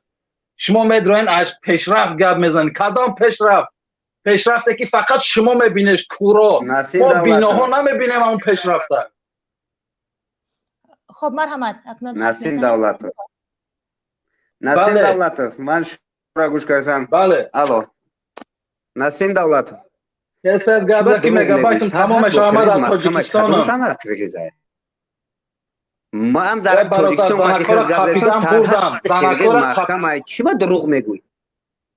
چرا با دروغ میگوی؟ آخه نمی دروغ نمی راست دروغ میگوی. همین جنگ خداوند داتاری سر من رحمان خدا به حال خودش مانه برادر. من شهروند جمهوری تاجیکستانم. من رحمان نیستم که بشیر مادرم قسم بخورم به این ملت خیانت بکنم. من نمیگم که تو رحمان باشی، تو صدقه رحمان به تمام زاغ زنبور این ملت قسم بخورم و امروز این ملت در خار زاری باشد. خداوند داتاری سر من بعد همون جنگ زنکا را همین زنکای تاجیک قرقیزا در یک ماشین بار کرده بردن که اینا به اجازت گذاشتن گرانیت خدا قسم برای دروغ چی با ایمان ته ابا چه مسلمان نیستی چی با دروغ میگویی؟ الحمدلله مسلمانم الحمدلله و رحمان فهمان مسلمان نمیشناسم. رحمان فهمان مسلمان نمیشناسم. لیکن شما پیشوا پرستا همه دروغ میگن. اگر تو مردی عبدالله، اگر مردی چهره تا نشان بده برای که دروغ میگوی تو خودت شرم میگیری. از خودت چهره نشان میگیری. چی بزنه که دروغ میگوی قرقیزا بردن به ناموس به ناموس. عبدالله به حرفای چرا دروغ میگوی؟ این برنامه است. حرفای قبه اپا جان نمی معرفی میشویم با زبان ما میفهم اپا جان راست میگید اپا. این برنامه باید شما را میفهم. والله خاصا دروغ نمیگم والله. خب عبدالله گوش کنید دادر، همان زنهایی که دستگیر شدن در مرز قرقیزستان، اینها چرا دستگیر شدن؟ در مرز قرقیزستان زنهای تاجیک دستگیر شدن. وقتی که خب الو مرحمت اپا جان زنها وقتی که 29 اپریل جنگ شد که در همه قرقیز قطعی تاجیک جنگ شد، بعد شکست خوردن قرقیز اعلام کرد اپا جان که یگان کس مرز سرحد نیاید. ما سرحد برای تاجیکو بستگیم. این تاجیک هم سرحد رو بست. همین اساس اونو خط سرحد وقتی که گذشتید خط سرحد که ویران نمودن سرحد دولتی میشه دستگیر میکنن. همین خیلی ای طرف هم دستگیر میکنن. نه که این آدم میگه که زنها را وار کردن در یک ماشین. اوت ننگ ناموس نداره که بیای سرحد محافظت کنی تو جای دعوا کردن. ننگ ناموس نداشتی برای زنکو خستن با مقابل ننگ ناموس نداری چهره تا نشان بدی. مبارزه بردن ننگ ناموس نداری چهره تا نشان بدی. مرد مبارزه بیرون نمیکردید بهتر بود. خب من باور دارم که عبدالله ما را میشنوند. چرا زن شده ایستاده مرز را عبور کرده؟ مجبور شده. گرسنه به شیر میزند. فرزندانش گرسنه هستند و هر کاری میکند باید یافته بیاید. یک چیز را باید گفته گذارم. در همین بازارهای شهر استرافشن، بازار استرافشن که معمول ترین بازار شاید در تاجیکستان باشد چون مرکزی سودا، در این بازار همه چیز ارزان است. شکر که میوه‌جات، سبزوات، متاع از تمام بازارهای تاجیکستان در استرافشن ما ارزان تر است و بیشتر مردم اینجا خصلت سوداگری دارند. اینها استعداد سوداگری دارند، در جاده سودا پیشرفت هستند. در بازار یک بار یگان برند ترکی می آید یا از کشور دیگری خارجی لباس، مراتبه دویم همان لباس بیاید صنعی می آید. الکی قرقیزستان همان را عیناً خودش بر این دوخته و همان امبلمش را کمی دیگرگون کرده آورده است. دوزنده های ما 1000 بار بهتر از آنها میدوزند، اما امکانیت اینقدر، کارگاه اینقدر ندارند. زنها را پرسید، من اونقدر اهل متاع و لباس که نیستم نمیدونم، اما از زنها میشنوم میگویند این از آن قرقیز است، از آن قرقیز است میگویند. اونقدر پیش رفتن در همین جاده که در جاده مدلیری میگویند که دوخت و دوز و هر گونه مودها آنقدر پیش رفتن که یک بار از دیگر کشور خارجه میآید، کشور پیش رفته بار دومش از آنجا وارد می شود یا احیانا از ازبکستان و با نرخ خیلی ارزانتر وارد می شود، چون که صفتاً با همان مراتبه اول وارد شده جوابگو نیست. خب من قرقیزستان را تعریف کردنی نیستم هرگز، اما حقیقت را گفته ایستادم. در یک بار راهبر انتخاب کردن ما، آنها چندین راهبر را عوض کردند و امروز آزادانه جنایت کرد، گناه کرد، دیگر کارها کرد، راهبرهای پیشینه‌شان را سود کرده ایستادند. راهبرهای پیشینه‌شان را ما تماما در کوچه اقلا درباره راهبر حرف زدن نمیتواند، مردم میترسد مردم که درباره راهبر چیزی گوید. در ازبکستان هم بر رئیس جمهورش که اینقدر باعث پیشرفت شد، اینقدر 7 کارگاه استحصال ماشین را پر بر کار شروع کردند آنجا، اما پیشنهاد شد که او را پیشوا گویند، رد کرد. ما او را فقط احترام نه قریب پرستش کرده ایستادیم. درست دادر عبدالله درباره رئیس جمهور چیزی نگفتند، در گفته هایشان خیلی جان هست، درستی هست، خوشنگر باشیم، آهسته آهسته ترقی می شود، اما آهستگی با درجه سست است که من یک بار در برنامه گفتم که گیمن و گرب استرالیا صورت شترمرغ دارد و صورت یک حیوان دیگر دارد که شترمرغ و کنگورو دارد. برای چی؟ این حیوانات، این پرنده و این حیوان به قفا قدم گذاشتن نمیتواند و رمزن گذاشتند این حیوان و پرنده را که به قفا قدم نگذاریم در استرالیا. و چندین نفر گفتند که در نشان دولتی ما صورت سنگپشت گذارند.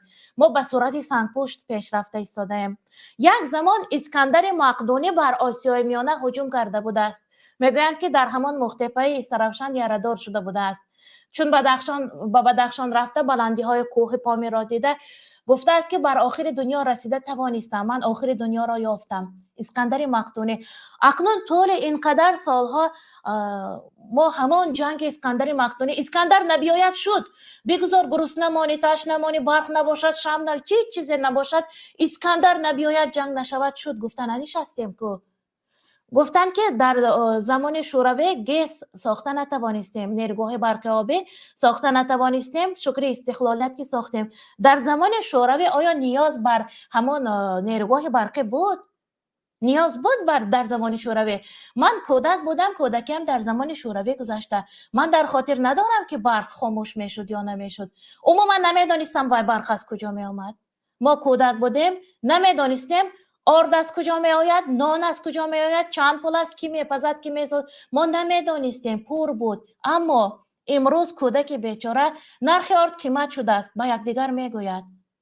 کودک بیچاره الکه حساب میکند پایافزالش را چند پول خرید، ندارد، باید اونقدر احتیاط کند که میترسد از بریده نانش افتاد، میترسد الکه نیم سیر و نیم گرسنه هراس دارد کودک بیچاره. خب اینقدر بر فلسفه گرسنگی و سیری نروم، چون که اینجا بسیار آدمان در نوبت هستند. کی در نوبت بود؟ تنظیمگرمان مرحمت گوش میکنم، گران کنید. یتیماف سلام علیکم آتا. و علیکم سلام. هیچ پروسکورم که شما هم خسارهویشو میمونین بعد هر سمیرم انوخ ایورا یک سوال زیاد چونت یک سوال در جواب دم بعد دیگه طرف برمان.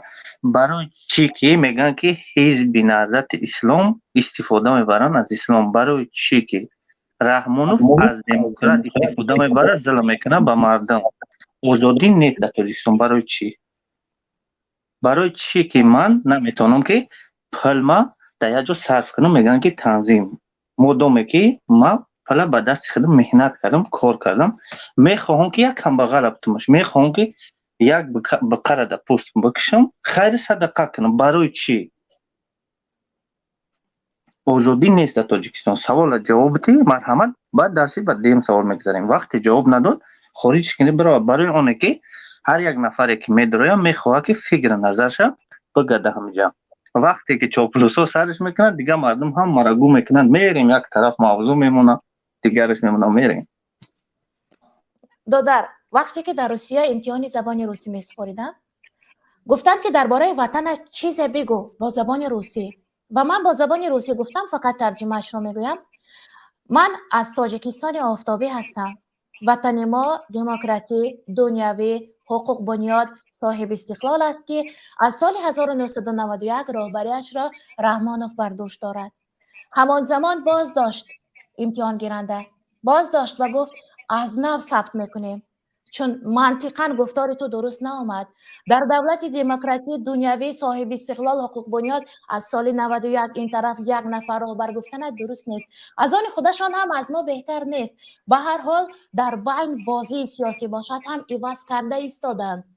مدویدیف شد، باز اینش را انتخاب کردند.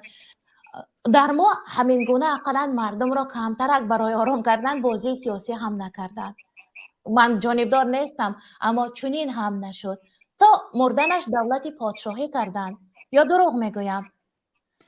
نه گپ شما درست است، گپ شما درست است. اینجا میگن که نگاه اپا جان، میگن که مقصد همه کار دولت کردن نمیتونه. البته دولت کردن نمیتونه. برای اون که در تاجیکستان اگر آزادی باشه یک صاحب کار میتونه که یک کار دیگر را پیش بره، چند جای کار و مقصد وای شود. صاحب کار سر میکنه، نالوگش میاد، قلتقش میقپه، تمام بانکرو چی درفت درست لنتاش میبرن دانو میموالی مینایستن سای سرکه کارخونه رو میکنن.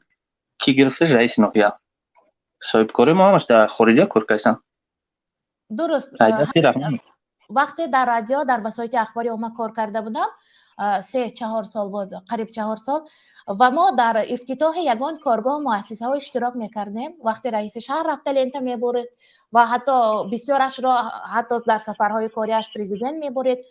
درست که گفتند نسیم گفتند ماشینه ها را آورده میماندند، این سالن آرایشی میگفتند، اینش کارگاه دوزندگی میگفتند. یک روز میایستاد رئیس جمهور که رفت همش را میخونداشتند. اونجا یگان طربخانه میشد، رقص بازی میشد، دیسکوتک میشد. همان کارگاه دوزندگی که در یک کارخانه با نام استارای شرق آورده ماندن، رئیس جمهور دید، برید لنت را رفت دیگر دیسکوتک. اونجا باید بزم و طرب باشد. انا همین طور دروغ است، همه جا پیاپی دروغ است، سراپا دروغ است. خب یک ماده دیگر سرقانون، حیات، قدر، ناموس و دیگر حقوقهای فطری انسان داخل ناپذیرند. حقوق فطری در ما ریش ماند، خیر در روی مردها موی میبراید که ریش نام دارد. با وی چی کار داری؟ قانون طبیعت است. ریش باید نگذارد، شیم باید کوتاه نباشد، در سرش تاقی سفید نباشد. حتی یک بار برای دانشجویان همین جوراب پوشیدند، یعنی نسکه جوراب پوشیدند سفید نباشد گفتند. حتی پاشنه پایافزال دختران را در دانشگاه چین کرده بودند، جدول گرفته چین کرده بودند. در خاطر دارید؟ ما را با رومال نمیماندند. رادیو که رومال را نشان نمیداد، میگفتند با این رومال، این چنین رومال بسته نبیا، رومال ملی باشد. ملی است که رومالم یگان حجاب سیاه فرنگی سیاه عرب نیست مثلا که چشم بند داشته باشد، ملی است. تاجیکی هستم و من، اما نمیگذاشتند. و خیلی بسیار من از کمبودی های شهر خودم یا نسبت خودم شده ها نمیگویم. بیایید بر دیگران سخن میدیم اینها چی فکر دارند. در 90 کی بود؟ مرحمت مهاجری غریب بودن. 90 دادن گیرید. مرحمت. السلام علیکم و رحمت الله و برکاته. مرحمت. علیکم السلام. خب خواهر عزیز، ما هم در برنامه شما بار اول اشتراک میکنیم. مبارک باشد. خب از این برنامه تون بسیار هم سپاسگزارم که برنامه به نهایت مفید در همه موضوعات شما برنامه تشکیل داره. خداوند شما را موفق و معید گردونه در این راه انتخاب کردهتان انشالله. ما هم در گفته همون برادر عبدالله که از شما کمی ایراد گرفت که چرا از پیشروی های دولت حرف نمیزه، فقط خوشنگری نمی کنید. خب طرف های فقط انتقادی دولت میجوی.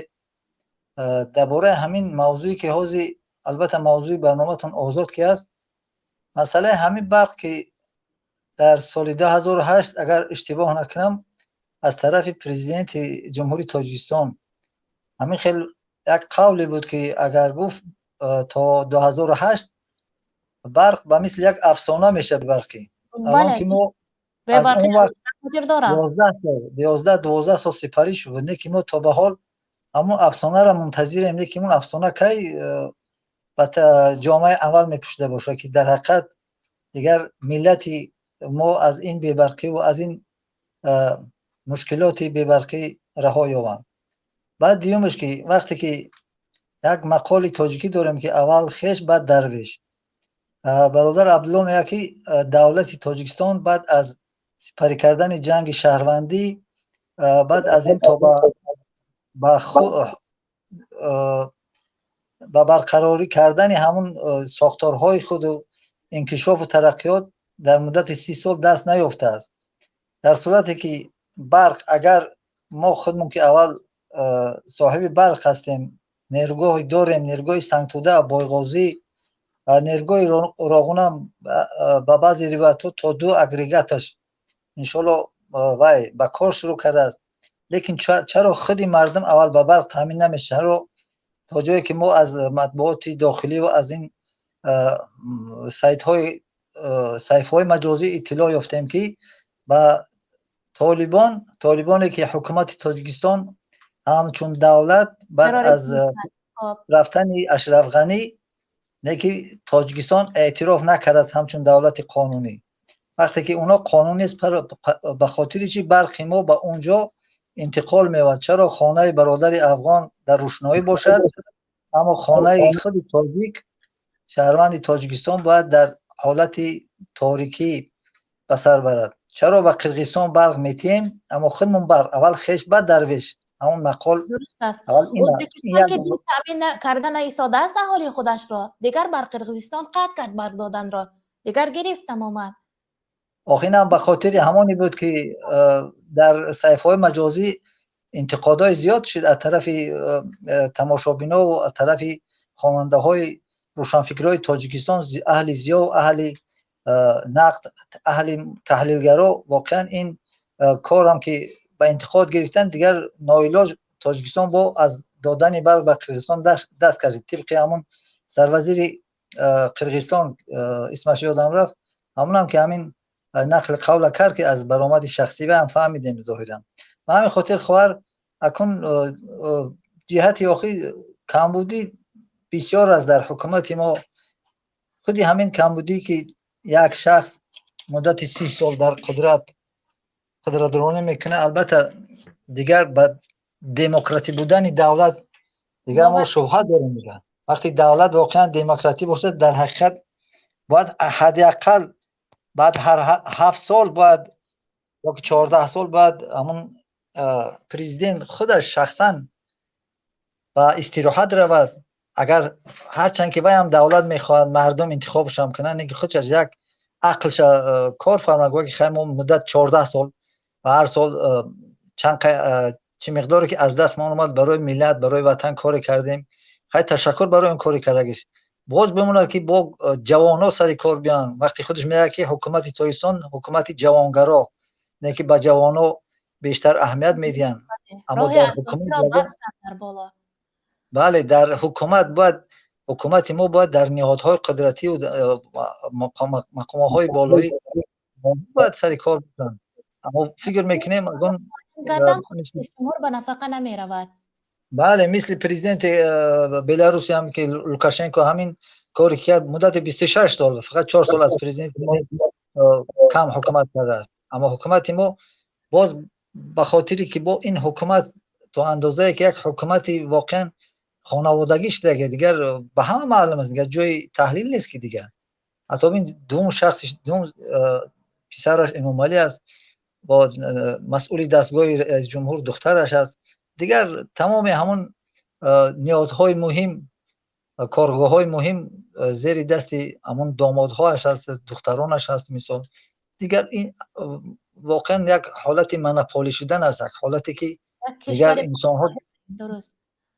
بله خواهر جان، برای همین خاطر دیگر اکنون برادر عبدالله باید اکنون در خط علاقه باشد. باید این تحلیل‌هایی که شما میکنه جهتی که مقصد نقطه نظری مهاجر میفهمید، ظاهراً برنامه شما بیشتر مهاجرا اهمیت میتین، چون که مهاجری که دور از وطن بله درد دل بله مهاجر برای مهاجر دیگر یگان جای منبری برآمد میکردگی درد دل میگفتگی نه، فقط یگانه جای درد دل همون مرکز تاجیکان بود در مسکو. برادر عزت هم که واقعا ناعادلانه ناجوانمردانه این برادر رو از اینجا ربودن و با تهمت با دعواهای بر دروغ، با اون جبردیده‌های بر دروغ بافته خودی آن حکومت این برادر را گرفتن. باز هم با وجودی که مبلغی در حقیقت نگرفته رو باز از ایشون رویاندن 1,090,000 دلار، باز هم ایشون رو به مدت 9 سال روانه زندان کردن. یگانه اون برادری بود که در تابوت مهاجر روان میکرد از مردخانه ها، سردخانه های بیمارستان روسیه. فقط مرده تاجیک جستجو میکرد که مرده تاجیک در اینجا نپوسه، مرده تاجیک غریب نمونه، به خاطری که حداقل جسد سردی اون برادری فوت شده را اقلا مادری که دور از وطن منتظر آمدن فرزند، حداقل جسد سردی پسرش را دو یک بار دیگه بیند، اون آرمان در قلبش در دلش نماند. اونم برادرم که بود مثل کرامت شریف نفر برآمد کرده در این بابت، گفت که من تاکسی میرانم، باید مرده را به فرودگاه برم، مرده هم بله خواهر ما هم 10 سالشی در مهاجرت، من معلومات عالی دارم، همچون استاد، همچون آموزگار زبان ادبیات تاجیکی فارسی.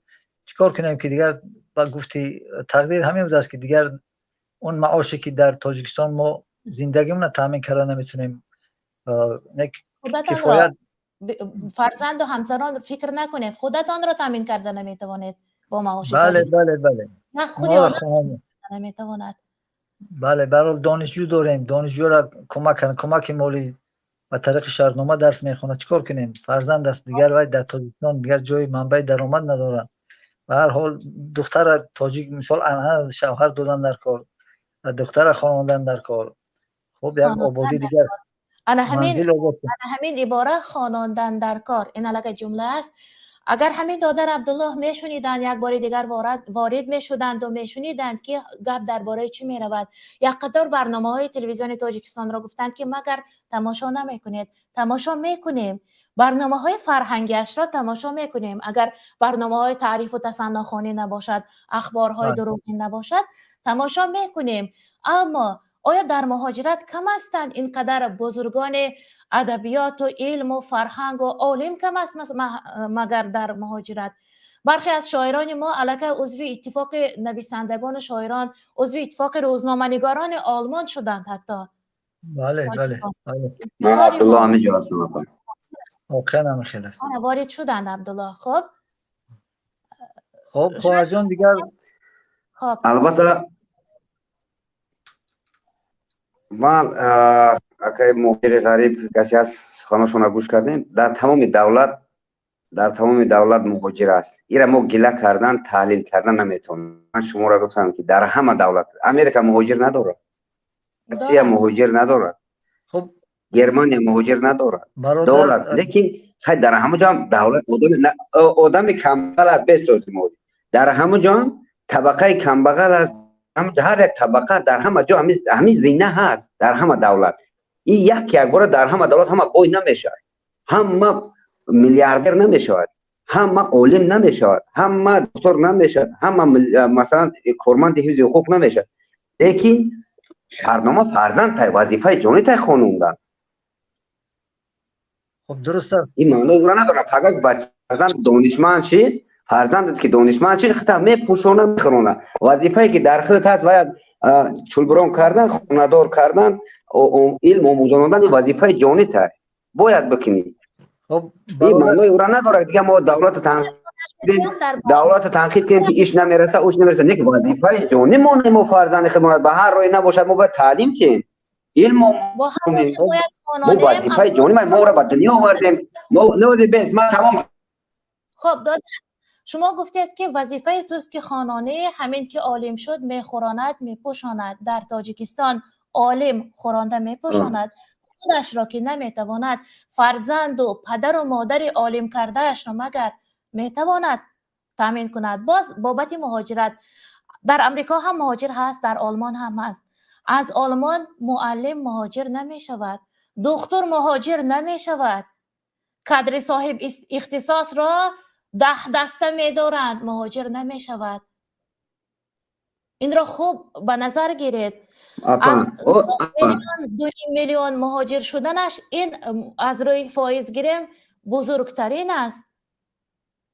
دیگر کشورها مهاجر دارند، شاید در تخصص خود کار پیدا نکرده در وطن خود در کشور دیگر کار میکنند. مثلا از روسیه خیلی طبیبان بر یمن رفته کار میکنند. اولا در یمن زنها کم دختر میشوند، زنها را نمیگذارند در این جاده ها. اینها میروند معاش کلان میگیرند چون که زنهایشان را با دختر زن میارند، امتیاز را به نظر گرفته میروند. از ما چه؟ از ما عالم هم مهاجر، شاعر هم مهاجر، دکتر هم معلم هم مهاجر.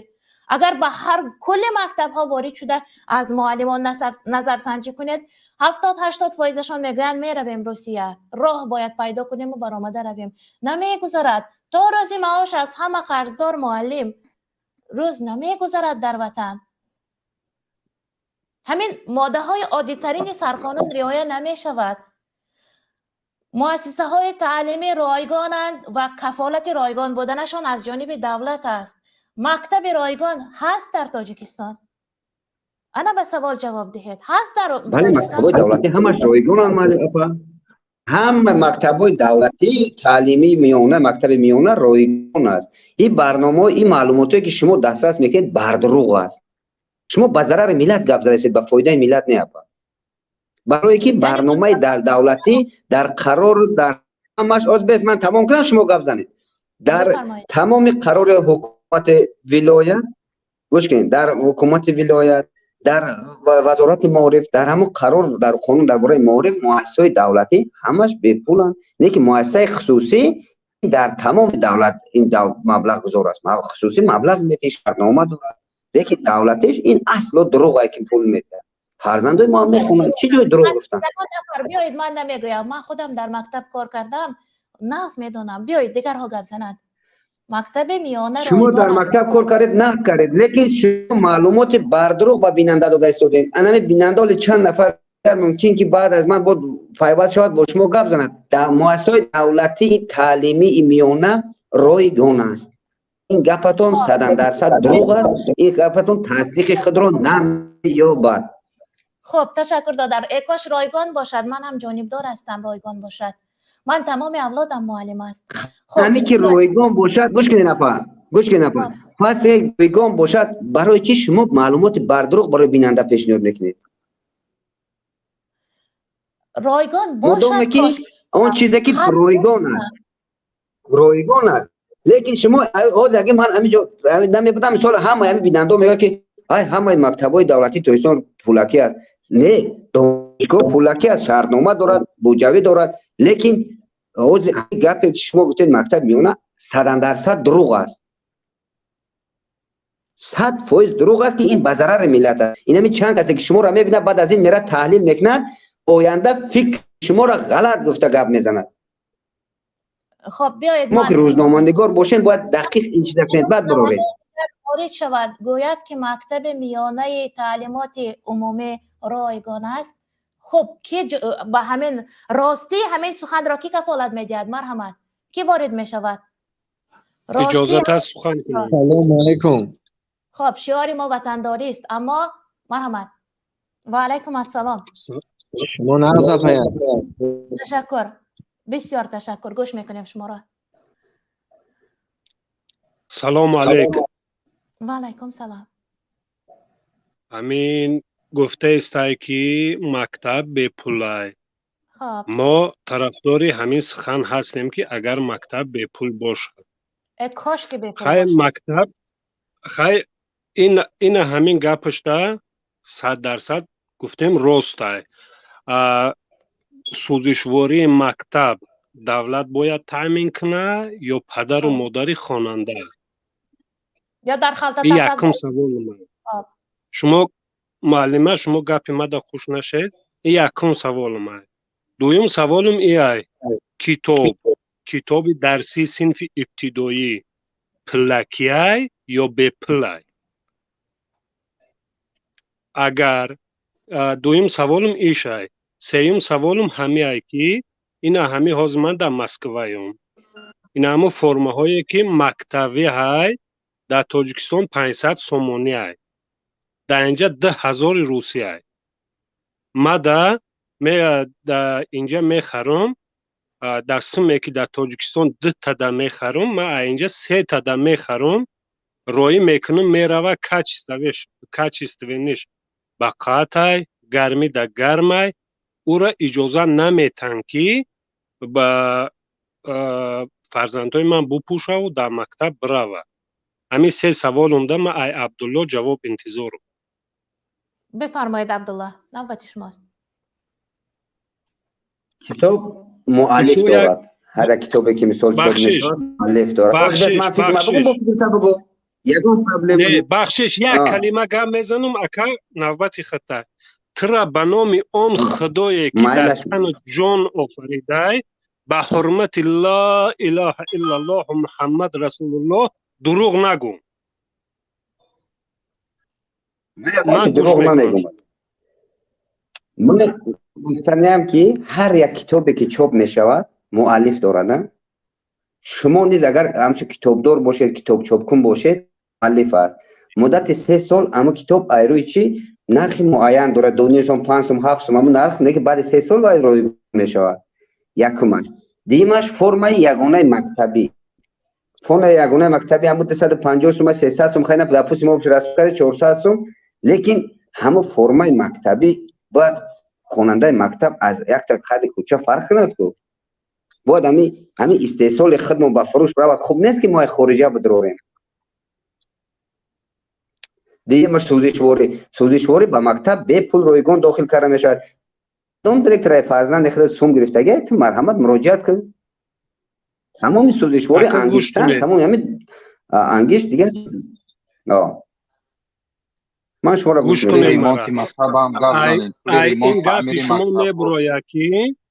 این گپ شما میبراید که ما باید رادیوی آزادی را قطعی شهلای گلخواجه در صوت عالی دهیم که برای چی دروغ ضبط کرده نشان دادن که بچه ها تپک گرفته مکتب رفته است. بچه های دیگه دولت دنیا کامپیوتر، نوتبوک، پلانشت گرفته مکتب ده میروه. ماشین قطعی مکتب ده میروه.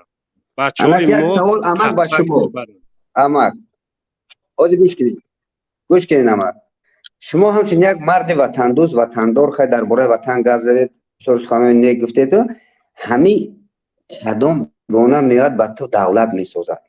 شالوی گلخواجه نیست که از پیشبرندهای دولت رادیوی خارجی است که فقط تنقید یک تا دیگر دولت ها را میگه. شما امیره منفیت ملی، حفظ منفیت های ملی دولت تاجیک هیچ فراموش نکنید. چون که شالوی گلخواجه برای دولت خدمت میکنه، برای ما خود خدمت نمیکنه. این چیزای دروغ بر دروغ میوان هیچ همرا پیشنهاد میکنه. در کجا تپک داد شد؟ همه دروغ. من میرسم اونو را هر روز میبینم. در رادیوی آزادی او با 7 زبان دنیا ترجمه شده گه. همه دروغ میگن خودت راست گفته است. با 7 زبان دنیا گوش کن. با 7 زبان دنیا منفیتی گوش کن. تو مهاجر باشن گوش کن حاضر. حاضر گوش کن. مهاجر باشن اعتراض کرد برای برنامه‌های بردروغش. رادیو آزادی را گوش کن. خود روسیه که همچنین مهاجر باشه برای برنامه‌های بردروغ پخش کردن. با فکر شما رادیوی آزادی گناهگار این سایم سعید و گناهگار همه تروریست همه قاتل سایم سعید و گناهگار نیست. برنامه ما بهترین به گناهگاری جاگون کسی ما همه گپ شما را قبول کردیم. همه گپ شما را قبول کردیم. شما اومده گفتید که منفیت ملی همینه ای گپتون. شما ای کدام ملتید؟ گوش کردم تو. ملت شما چیه؟ هم ملت شما حفظ منفیت های ملی. ملت شما چیه؟ من توجیک است. من میفخرم توجیکم. ملت من شما توجیک. خطا میکنید. شما خطا میکنید. ما ای ملت ابراهیم خلیل الله هستیم. چی با؟ ما اگر دروغ ابراهیم خلیل الله ملت گوش نیست. کنید مرا. گوش کنید مرا. دین با ملت آمیزش نده. گوش کنید شما مرا. که شعار ما وطن دوست. گوش من در کجا می آید؟ گپی من در کجا می آید؟ شما مرا گوش کنید. من پربیوت نکنید. مرا گوش کنید. گپ خودت خطا رفته سودان. گپ خطا رفته سودان. ملت ابراهیم خلیل الله میشناسم. به خاطر که من قبول کردگیم دین اسلام گفتگیم لا اله الا الله محمد رسول الله. اکی عبدالله مرا گوش کن. خوب چی نمیموند گپمو کوتاه کنم. این ها همین حاضر آخه گوش کن. ملت با دین آمیزش شده خطا کرده سوده جورا. ملت دیگه چی است؟ دین دیگه چی است؟ پیروی از دین دیگه چی است؟ خب حالا گوش کن. نه خطا کرده بیست. خطا کرده جورا بیست. امروز تو نسل نوراس خطا میفهمونی. بیننده را خطا میفهمونی. مذهب دیگر چی است؟ دین دیگر چی است؟ علم دیگر چی است؟ نه ملت منفیت ملی سرزمین این داخل میشه زبان سرزمین قوم ملتی که در اون زندگی میکند او را در نظر دارد منفیت ملی. فهمیدید برادر؟ لیکن اینجا دین چخیلی که اپا که با دین آمیزش یا برنامه دین با علم و با منفیت ملی و با ملت آمیزش نده. اینجا گپ درباره منفیت تینجی و آرامی ملت رفته شد. پیشروی ملت سویمه سعید و برنامه را برای پیشروی ملت ماندگی است. اینجا شما دین با علم آمیزش دادن در کار نیست. هر یک تایی وظیفه خودش دارد، جای خودش دارد، پیشروی خودش دارد، فونکسیون وظیفه جاری خودش از جهت دین طاعت عبادت از جهت ملی. گوش کن نه خطا نگو. برای همین ما همه کورفهمیم که بعضی از جوانای ما با افراط آواره میشن. فهمیدی؟ برای که دامولای ما همین را درست نمیفهمونن که در دین باید چه رفتار کنیم که یک هدف ناگهانی یک چیز نامطلوب به ما پیش در پای ما نشود، ما پیش پا نخوریم. لیکن اینجا خودت ملت منفیت ملی خطا نکن. منفیت ملی ای آب به زمینه که نفر میکشید تا جایی که به قبر میره. این منفیت ملی. برای همین ملت بدین آمیزش نده. برنامه را نه که خطا کردی. آخه تو گپ گوش کن. من خطاگی مت در اصلاح کنم. چی شما همین نه خطاگی در اصلاح برای همین سه چهار کسی که نه حال گوش کن. من شیاری ما گوش کن. من الحمدلله همون مسلمانم. من خطا نکردم. عبدالله و نفر دیگر شیاری ما وطنداری است. من از شما معذرت میخواهم خیلی که بحث تماما سمت دیگر را گرفت. سمت دیگری که نه اون را فلسفه گفتن ممکن نه ادبیات. منفیت ملی فقط مادیات نیکو معنویات چی؟ فقط مادی، فقط آب و خاک و فقط دیگر معنویات چی؟ یک بار همین فرهنگ نگاه کنید. پیشرفت ملت از فرهنگ آن معلوم. هر ملت را که شما آموختنی میشوید نگاه میکنید که می آموزید، اول شاعر و نویسندهش را عالمش را می آموزد. عین حال در تاجیکستان خب شکر داریم، البته شاعر هم عالم هم داریم، استادان بزرگ داریم. خب وقتی که فیلم های تاجیکی را میبینید، شکستگی زبان را بینید، تماما خار شده رفتن فرهنگ را بینید. انا در شبکه فیسبوک نگاه کنید، اگر بر صفحه من درآید من گرفته بر شما لینکش را میپرتایم. ببینید چقدر فرهنگ را خار کردند. ببینید فیلم های تاجیک چقدر خفا ماند، چقدر برنامه های ادبی فرهنگی تماما کم شدند. از یک قطار برنامه ها گفتید درست. من هم در وطن برنامه تنقیدی نداشتم. برنامه من اینتלקتوالی بود، سوال و جواب های عجیب بود، اما آنقدر دخالت کردند که یگان برنامه درست دیگر نماند در رادیو. فقط همین. موسیقی تعریفی بالا، موسیقی تعریفی بالا. 3 ساله زادروز داشته است. شکر جناب عالی که سیاستی پیش گرفتهشان که امروز در آیله آش کرده خورده نشستند. خوب، شکر جناب عالی که امروز پلان کارتاشکا را فلان دهه بود کرده، فلان صاحبکار پلان کارتاشکا را بود کرده. شکر جناب عالی، شکر خدای حاصل داده چه، شکر زحمت های کشیده دهقان بیچاره چه. آیا همین جناب ندانسته باشد که در فلان جا فلان صاحبکار یا دهقان اینقدر کشت کرده، یگان درهم فایده رسانیده باشد؟ فقط سیاست پیش گرفته. 5-6 جمله آغاز برآمد تمام کارمندان حکومت از یاد شده رفته است. یک برای نام گرفتن نام پرزیدنت در آغازش 5-6 جمله تعریفی توصیفی باشد. یک فیلسوف ایرانی گفته، یا پاکستانی بود ایرانی، خب فیلسوف گفته بود که تنها چاپلوس میتواند از یک خریهنگی یک شعر میدان سازد. من کسی را تحقیر نکردم، اینجا سخن فیلسوف را گفتم. اینقدر بالا بردار کردند که خود راهبر رئیس جمهور دیگر باور کرد که وای بهترین دنیا، وای نجات بخش سیاره، وای بزرگترین انسان و نفر دیگر نمیتواند رئیس جمهور این کشور باشد. سلام علیکم آقا جان. خیلی بزرگ است رول چاپلوس در همین جا، خیلی بزرگ. یک شاعر نامدار، یک شاعر صاحب قلم برآمده بر عیسی مریم او را تشبیه داده. مگر می شود که یک انسان عادی را بر یک پیامبر دین، پیامبر صاحب کتاب تشبیه دهه؟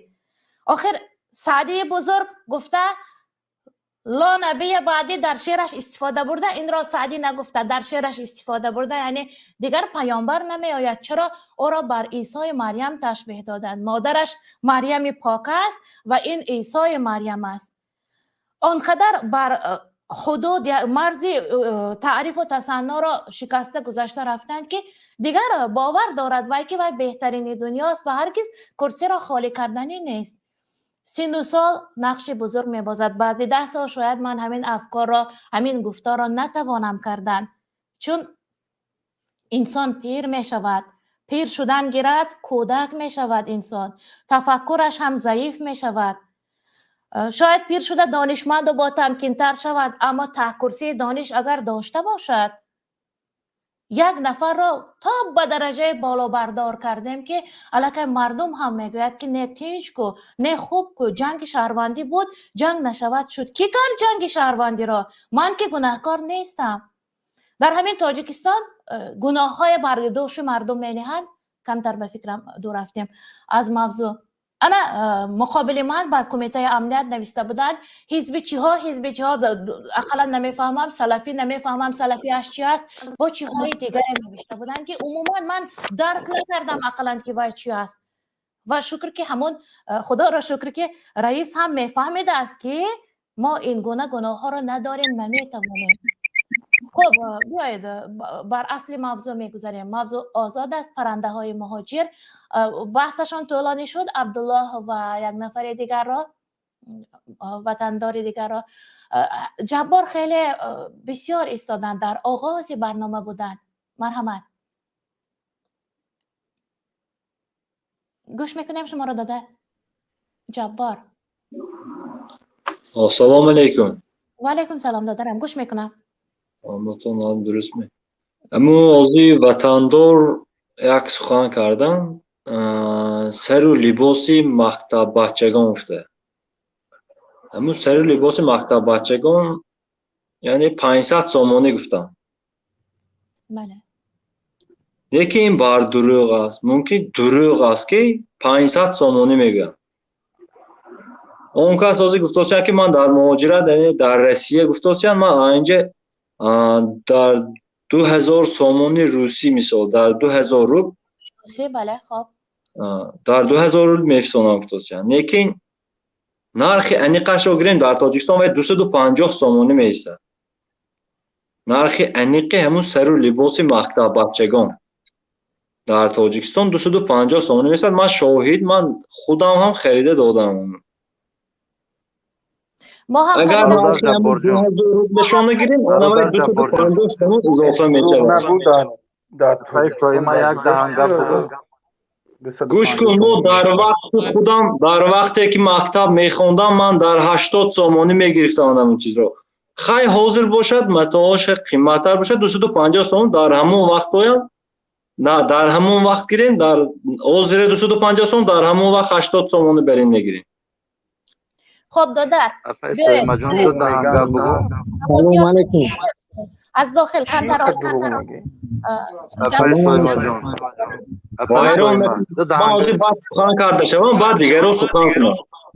از داخل خاموش باشد. مکتب برای چیست؟ برای تحصیل کردن یا بازار خرید و فروش متاع؟ بازار خرید و فروش نیست، برای یگانه نمودن سر و لباس بسیار ناز می شود، خوشروی می شود. از دیگر مکتب های دنیا و دیگر دعوت ها فرق کرده می شود.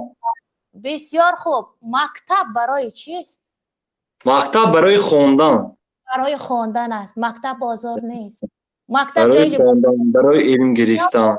مکتب تا 9 سپتامبر رقص بازی مشروف که بعد از آن سر می شود.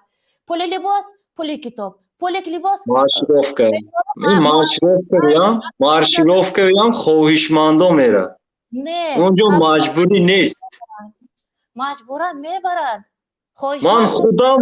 من خودم در همون مشروف که با خواهش خودم رفتم. من میخواستم در همون مشروف که اشتراک کنم. بسیاری همراهانم با خواهش خودشون رفتگی در همونجا. باز یک سوال وطن آورده شده است که از مکتب بچه‌ها برای رقص پیشوازگیری یگان راهبر استفاده برند، یگانجا خریدار زنده رقص و بازی کنند. یگان کشور مترقب رئیس جمهورش را با همین خیل پفک و لنتچه گلها پیشواز میگیرند. رئیس جمهور ایالات متحده با رئیس جمهور کلانترین کشور دنیا واخورد در شویتزاریا ژنو. 4-5 نفر بود همگی آدمی که پیشواز گرفت، هر دو در آمدن نشستن، نه درختان کرت چکن داشتن، نه زیر پایشان انگور و تربوز و کدو بود. یگان خیر رقص و بازی نبود گرد و اطرافشان. یگان خیر رقص و بازی نبود. لیکن ما فکر میکنیم که چنین پیشوای ملت داریم، برای همین ما اون کس رو همین گونه پیشواز میگیریم. خب این تفکر شما بعد 10-15 سال من امید میکنم که برای همین گفتهتان شرم نکنید. فردا برای نبره هایتان که میگوید چرا برای ترقیات وطن سر نبرداشته و یک نفر را چون حکومت پادشاهی 30 سال پیشوا گفته پرستیده، چه جواب خواهیم گفت؟ چه جواب میدهیم؟ 30 سال اون کس همه پیشروی شده در تاجیکستان، همین قدر پیشروی شده. شما از مثال در دیگر دولت هستید، مثال دولت تاجیکستان دیدوسکتان نه. من در یک کشور کمبغل هستم دادر. در کدام کشور هستید؟ یک کشور کمبغل است. ها دیدید شما در کشور کمبغل استاده از اونجا استاده کامزاستون. یک بار تاجیکستان ببینید، تاجیکستان خوشرو همه جا نقص یگان چی قیمتی نه ناز همه با اولی که گفتگیش زندگیش قند با این گذرانده است. اصلا خب کاش همینطور باشد. همین حوزه هم تو بینیتون افغانستان چی شده ایستاده است؟ از پشتی همه خیلی مخالفان همه طالبان زد کرده گرفتن، چندین میلیون نفر گریخته رفت. افغانستان را یکم رئیس جمهورش پول ملت را در کشید و برآمده خیانت بزرگترین را رئیس جمهورش کرد. خیانت بزرگترین را. فساد آنقدر ریشه دوانده بود. ملت بیچاره افغان در زیر زهر تماکو. ما اینجا افغان ها هستند، من همچون ترجمان کار کرده ایستادم اینجا. من حرف افغان ها را ترجمه کرده ایستادم چون همزبان هستیم با آنها. من شنیده ایستادم آنها را. من با آنها نزدیکتر هستم. افغان ما تا کی افغان میگوییم؟ افغان را بینید چی؟ ما باید چونین انا کدام یک کشور افریقا آب ندارد، ما آب داریم، همینطور باید زندگی کنیم. حالت بهتر را دیده نباید زندگی کنیم؟ یعنی خیلی یک قشاق و کمبغل را دیده. ازبکستان نمیگوید که حالت افغان را بین شکر کن، یا قرقیزستان نمیگوید که حالت افغان را بین شکر کن. چونکه تاجیکستان یگان کمبودی ندارد، برای همین همه شکر کرده گشته زندگی کرده است. نه یگان کس گرسنه نه. السلام علیکم اپای وعلیکم سلام. اپای سویما سلامی خود را به هر یک بیننده برنامه شما میرسونم. به برادر جبار هم سلامی خود را میرسونم و چی گفتنیم که چند روز قبل در تاجیکستان یک سفارش از جانب رستم امامعلی با همه شهروندان دوشنبه اول خصوص به شهروندان تمام ناحیه‌ها و ولایت‌ها داده شد که با درخشانی سال درخشینانه، سال گلشنانه و زیبا کردن طبیعت و از دست رفتن طبیعت رو محافظت کنیم. این یک برنامه خود اتحاد بین الملل است و این یک نمود بازی سیاسی امروزه این رژیم است و از هر یک شما خواهش میکنم برادران و خواهران و مادران عزیز که خویش و تبار خود را، فرزندان خود را، پسران خود را، هر یک شخصی که در تاجیکستان چی خویش و تبار دارد فهمانید که برای آبادی تاجیکستان درخشانید و در دیگر روزها برای خود، برای ملت خود، برای وطن خود کنین و بر این سیاست امروزه که گفته استن که با درخشان محافظت کلیمت رو کنیم، این همش توسطه از برادرها التماس رو میکنم از هر یک شما که بفهمونین که نبرند در این روزا و این در حالتی است که دولت‌های بین الملل برای نجات کلیمت تاجیکستان یک مقدار مبلغ جدا میکنن و آنها با خانواده رئیس جمهور میروند. التماس از هر یک شما خواهش میکنیم که به این روزا نبروین و هر کدامی که درخت شنوندن، گل شنوندن، زیبا کردن از وطن خود را، این چه خیلی میگن این هم یک خوبی است برای وطن خودمون در دیگر روزا کنید. التماس میکنم در هر یک برنامه که اینها تاریخ گذاری میکنن التماس بفهمونن که نبروین نکنه میکنه. سلامت باشین اپای سویما. من همیشه گفتنی بودم که برای که در بسیار در توییتر بسیار میبینم که درباره هر یک سازمان‌های بین‌الملل درباره تاجیکستان نویسیدن. ببینن که مردم تاجیکستان برای نجات دادن کلیمت با چه کارها دست نداده ایستان و این همش درباره همه رئیس جمهوری تاجیکستان و پسر رئیس جمهوری تاجیکستان رستم امامعلی هر یک روز برنامه‌های نو نشر کردن که ببینن که مردم تاجیکستان نمیدونن که مردم تاجیکستان از گشنگی، از فشار بلند مقامات قدرتی بیزار جان شدگی هستند.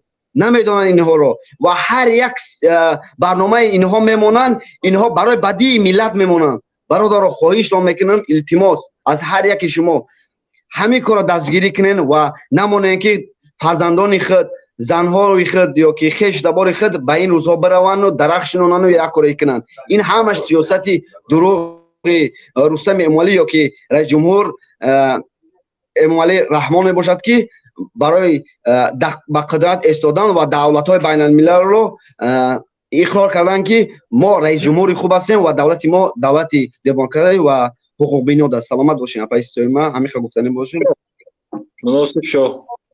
من فکر کردم که بر گفته های جبار دادری عزیز یگان علاوه کردن است درباره معارف، درباره مکتب مارشروف که گفتن مجبوری نه برای اپای سویما ببینید که من در اگر که شما در شهر دوشنبه استقامت کرده باشید، من در مکتب تحصیلات عمومی میانه 15 تحصیل کردم. یکی از مکتب‌های بهترین شهر دوشنبه بود در آن دوره که دیرکتورش توش مطلوبات رسون بود و هر یک مارشروف که میشد اولین مکتبی که ما میرفتیم این ما بودیم. ما مکتب بچه‌ها بودیم که ما میرفتیم در ناحیه شاه منصور بود و ما با ایرپورت اولین مکتب بودیم که قریب بودیم. در هر یک سفر رئیس جمهور ما طلبگان میرفتیم و این خواهش ما نبود، خواهش طلبه ها نبود، خواهش معلم ها هم نبود که در اینجا ما یوان کس گناهگار میکنیم و اول خصوص این سیاست غلطی امروزه رئیس جمهوری ما است که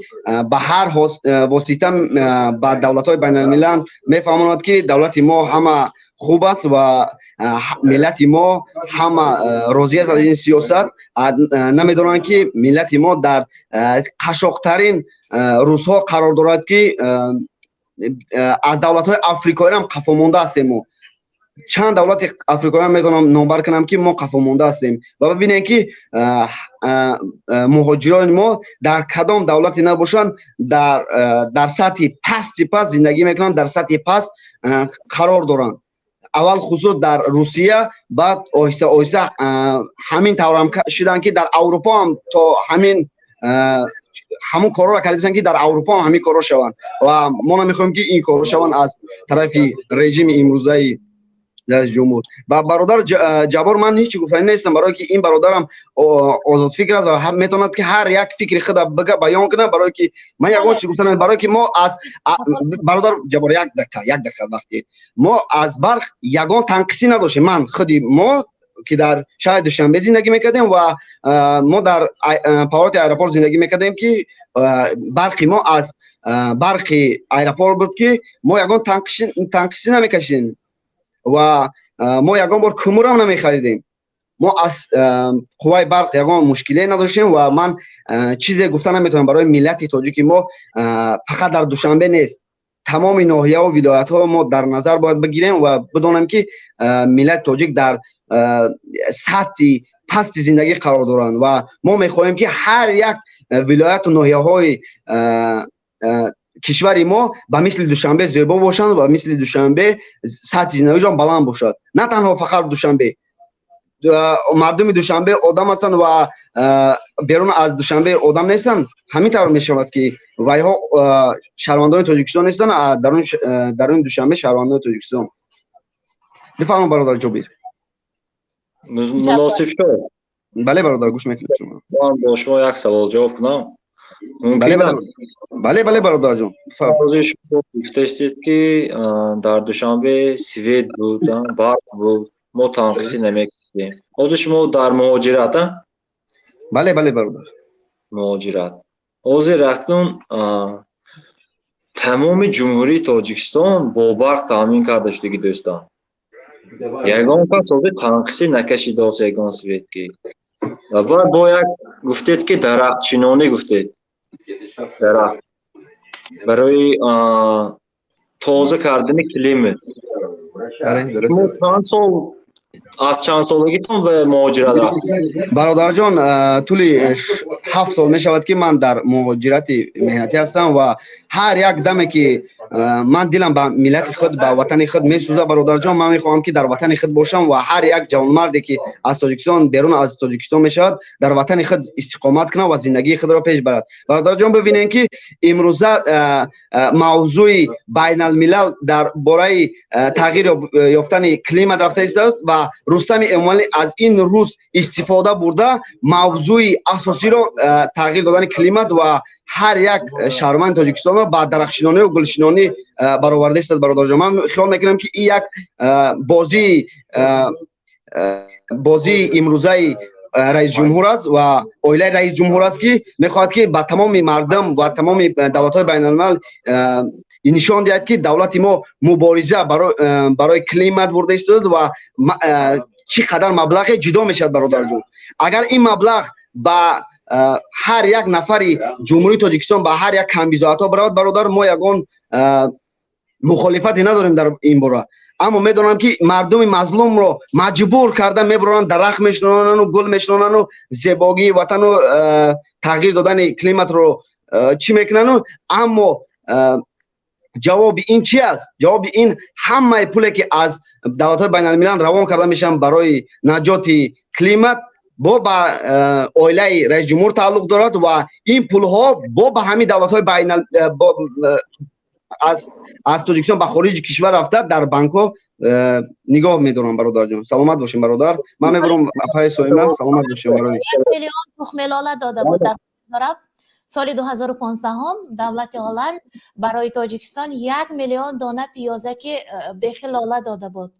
اما یک هفته بازارها با تخم لاله تامین بودند، در بازار میفروختند. هلند رایگان داده بود، پول از بازار کار کرده شده با کسی که میرفت. برای چه رایگان آمده لاله را در بازار برآوردند؟ میدونید در بازار بعضا سوداگران چی میگفتند؟ با نخود پاموش بیا، با منده کش پاموش بیا، یعنی با کمکی که از دیگر کشور آمده است ما را فروخته ایستاده ایم، بیا آن پول به کجا می رود؟ این یک مثال عادی. بعدا یک جمله بر قبلا گفتهتان، شما گفتید مشرفکه مجبوری نیست. همان سالی که از طریق اغبه راه های بنیاد کرده طریق همان برادرای چینی آن را تفتیش کردن، خوب بود، اصلا برایشان راه خیلی بهترین بود. رئیس جمهور پالتو پوشیده، دیگر یاوران و دیگر کارمندان مقامات ها پالتو دارند، یک سطح گرم کنک نوشیدند. اونجا دخترچه ها تن کرته اطلس، دستکاشان کبود لرزیده ایستادند. اغبه انزاب شهرستان است، خنک است، برف باریده ایستاده است، همین خیلی لرزیده.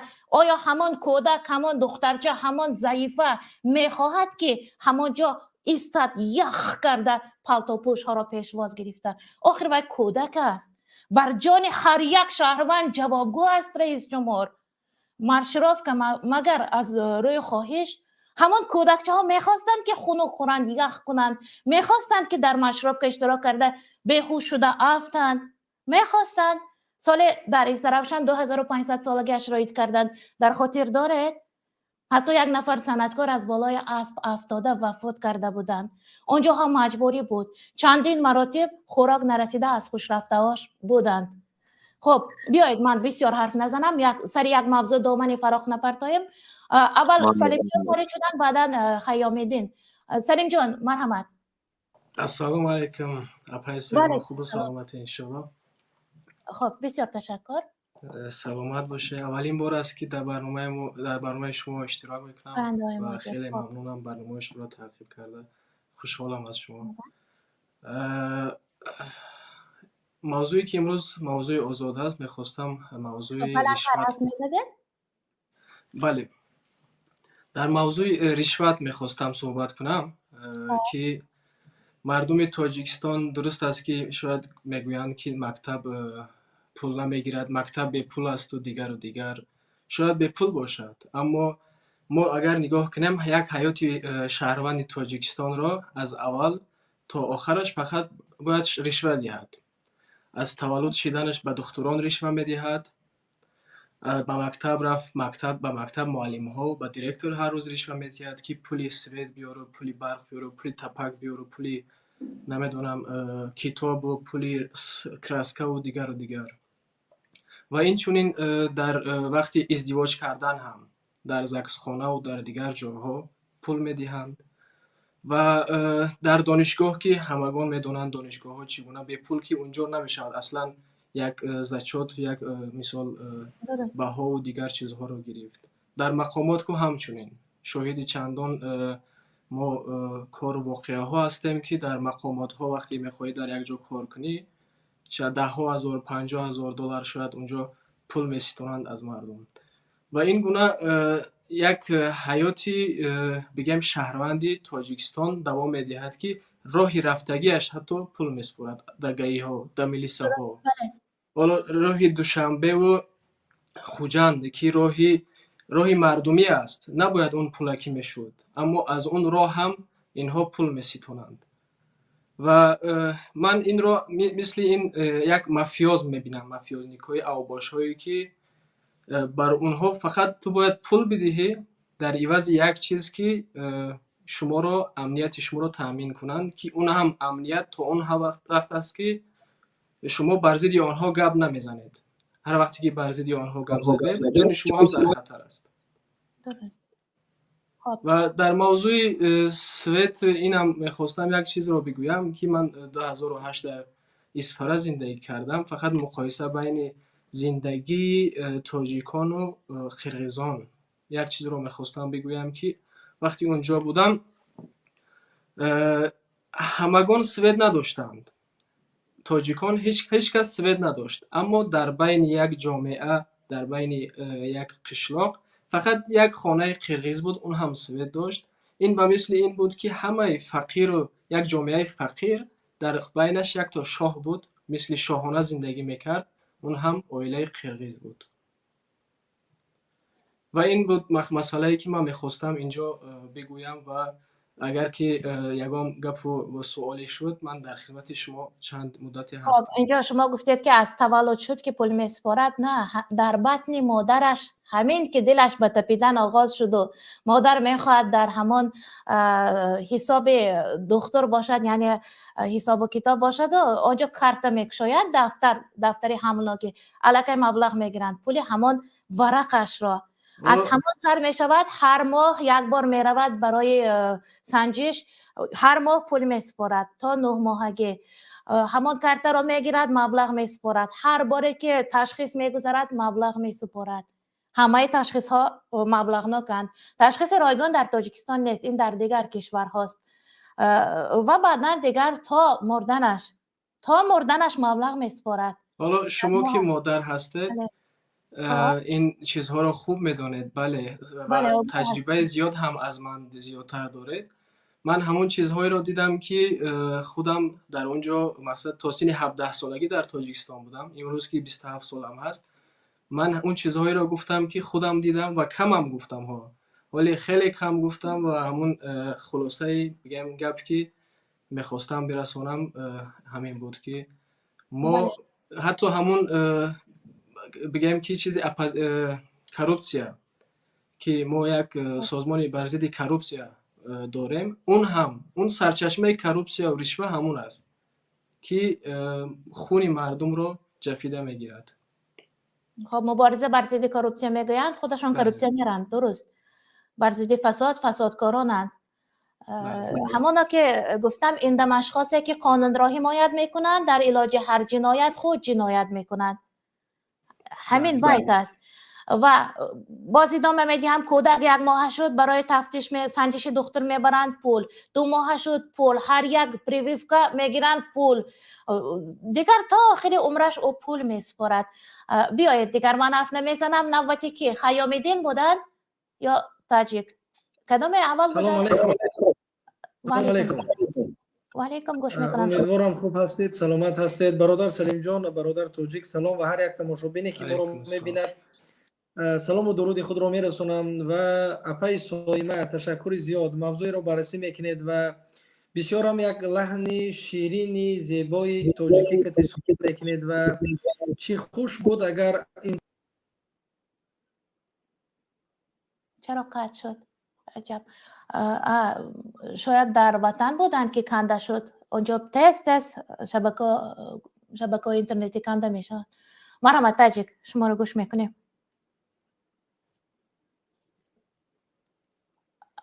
بلندگویکتان را گیران نکردید. سلام علیکم اپا جان. و علیکم سلام. شما ناست درست، سلامتیتون است. راستی که اپا جان در وطن زندگی کرده، اینقدر بعد از دیدن برنامه شما به واهمه تهلکه افتادم.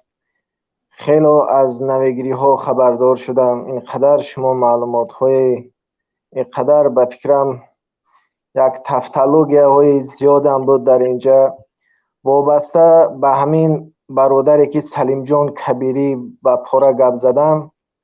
یکمش من سوال میدم که اپا جان عزیز، شما از مادرتان هم به همین سن و سال، به همین سیما، به همین جثه تولد شدید؟ البته که نه درست است اپا جان عزیز. اپا جان عزیز، اگر که به تاریخ نظر کنیم، اگر ما 1000 سالها در زیر تابعیت دیگر دولت بودیم، بعد چندین سالها در تابعیت روسیه بودیم. اپا جان عزیز، ما 30 ساله شدیم. ما 30 سال، من 30 سال دارم. من به موضوع نزدیک آمدم میگیرم، من به موضوع نزدیک آمده ایستادم. اپا جان، به مسئله پاره گپ میزنیم. یکم به مسئله معارف.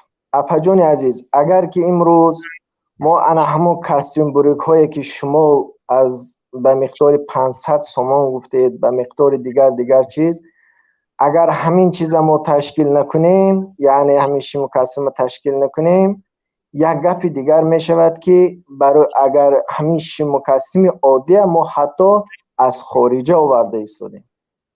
اگر نکنیم، اگر کنیم شما این طور گویید، اگر نکنیم آن طور گویید. این یکم طرف مسئله. دیگر طرف مسئله اگر در بابت پاره اگر گپ زنیم، تاریخاً هزار ساله ها این پاره تا به امروز آمده است. کدام دولت هست که امروز پاره نمیگیرد؟ من بابت پاره با گپ زده میبیم، بعد نوبت تاجیکستان هم میبیم. کدام دولت دنیا پاره نمیگیرد؟ شما گویید همون دولت ها؟ من از حاضر اینترنت همین بابت میگیرم، شما به نشان میدم کدام دولت دنیا پاره نمیگیرد. خب سینگاپور. از سینگاپور هم تاریخاً سینگاپور عموما پاره نمیگیرد. یعنی سینگاپور از مادر طفلی خیلی خوب تولد شده است. این یکم طرف مسئله. دیگر طرف مسئله اکای اسفرگی سلیم جان کبیری، شما خیلی موضوع پر محتوا، سخنهای عالی جناب، سخنهای به همتا گپ زدید. امروز به نزدیک میدانید که اگر شما در رادیو آزادی و در دیگر سامانه‌های اجتماعی باشید، اگر در اسفره چگونه بیدادگری ها بود یعنی جنگ جدال بود. اگر اسفره در همون اسفره که شما میگویید، انا همون تاجیک بچه ها، انا همون شخص ها، انا همون نفران رئیس شهر اسفره بینید، اگر که وای اینقدر جانش نمیداد از کتفش تیر نمیخورد. وای مردک اگر منفعت خودش میگفت از همون جا یکمین شخص شده میبرامن میگریخت. وای نگریخت، وای ایستو و مانند و چندین تا دلیل و جسورها بودن. شما امروز نمیدونم کی اسفره بودید، کی اسفره با آخران مراتب آمده بودید، کدام حسیات اسفرگی که شما گپ زده اینش هم من نمیدونم. در اسفره مرحمت چراغ است. شما میگوید که طفل وقتی که به دنیا میبیاید الکی ما پاره دادن آغاز میکنیم. پاره دادن آغاز نکنید. امروز دولت تاجیکستان مقامات های دخلدار خودش تشکیل کرده است. برای چی شما پاره میدید؟ چرا شما یک مراتب رفته مراجعت نمی کنید؟ چرا برای شما یک مراتب رفته همین چیز عریضه نوشتن و گردن شما خم نمی کنه؟